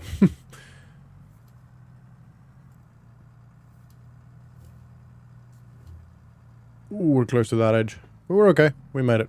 Cool. Happy days. Righto. Let's go grab the fork and then get those 3 bales. Yeah, so 3 bales. I'm happy with that. I said, I think I said if I get 3 or 4 out of that, I'll be happy. So that's 3 bales of straw. If this field can give us 3, that's 6 bales of straw, which is less than we had with the straw that we bought. But it's moving forward. What I might do is put in another offer for the other field, the field with the canola. I did put in an offer, but he declined that. He only accepted the one. I'm not sure why. I think he's got canola on both of those fields. So the one that was brown and the one that's not quite ready yet. He's got canola on both of those. So I think his plan might be to, I don't know, he might need to provide some canola for someone or something. I'm not sure. Which is why he didn't want to sell it at that point, I'm thinking. So once he's harvested that, I'll put in another offer. Maybe a little bit more, maybe like $1,000 or 2 more. And then we'll combine those 2 fields. It looks like he's harvested the one already, yeah. He's harvested that one. I didn't even notice that earlier today. Yeah, he's harvested this one. Now this one is not quite ready to harvest yet. probably in the next couple of days to week. And once that's harvested, I'll put in an offer again. And if it doesn't sell it then to be honest, I don't know, we'll just see what we can do with this one. I want to try and grab both of these. Ooh. I won't be able to grab 3. I am not good enough at a fork front loader to do 3.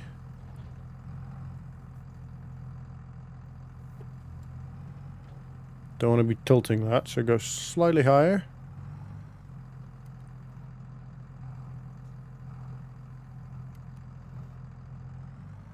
Nope. Damn it. There we go. Oh, that's nearly perfect. Look at that. I'm really proud of that. I know you guys are probably thinking, oh wow, this guy. But I'm really proud of that, okay?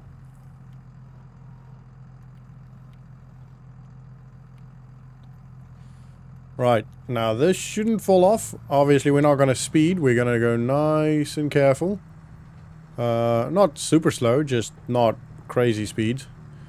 And I think probably just put it where the hay is. See, this is why we do need another shed. Oh, and there was also there was a Deutz-Fahr tractor on sale, which I'm very, very, very inclined to buy. We can afford it. It was 53k, but if we do that, then we won't have any. We'll have 4k left. So if we do want to buy that, I don't know. I was thinking maybe getting a loan to do it, but then again, we'll only need a bigger tractor maybe next harvest. Next grass harvest, you know? We don't desperately need one right now. So I don't know. I don't know. I'm maybe just too keen on buying a tractor. I don't like struggling, you know? I don't like a tractor that struggles. Now this one isn't. This was a great tractor. This one served us really really well. And I'll be sad to not use it all the time. But I don't like struggling. You know? Is that level? That looks about level. Alright, let's go grab that other one. Last one, and then that's pretty much everything we need to do today. Ooh, the mineral feed. And the truck. I'll go grab that once I'm done with all the day's work later this afternoon when it's probably stopped raining. Otherwise I might have to go run in the rain. The mineral feed will be fine. It's in plastic bags, so it's fine. It's on a pallet in plastic bags. There's no risk to that of it being outside. It's just obviously we don't necessarily want to just leave the truck in their parking lot again. Alright, hooked it right at the top. Let's just make sure we can see.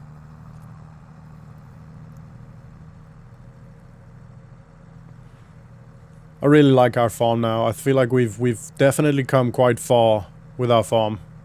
I mean, think about where we started, right? We started with absolutely nothing. We had a little bit of help from Zach and Isaiah.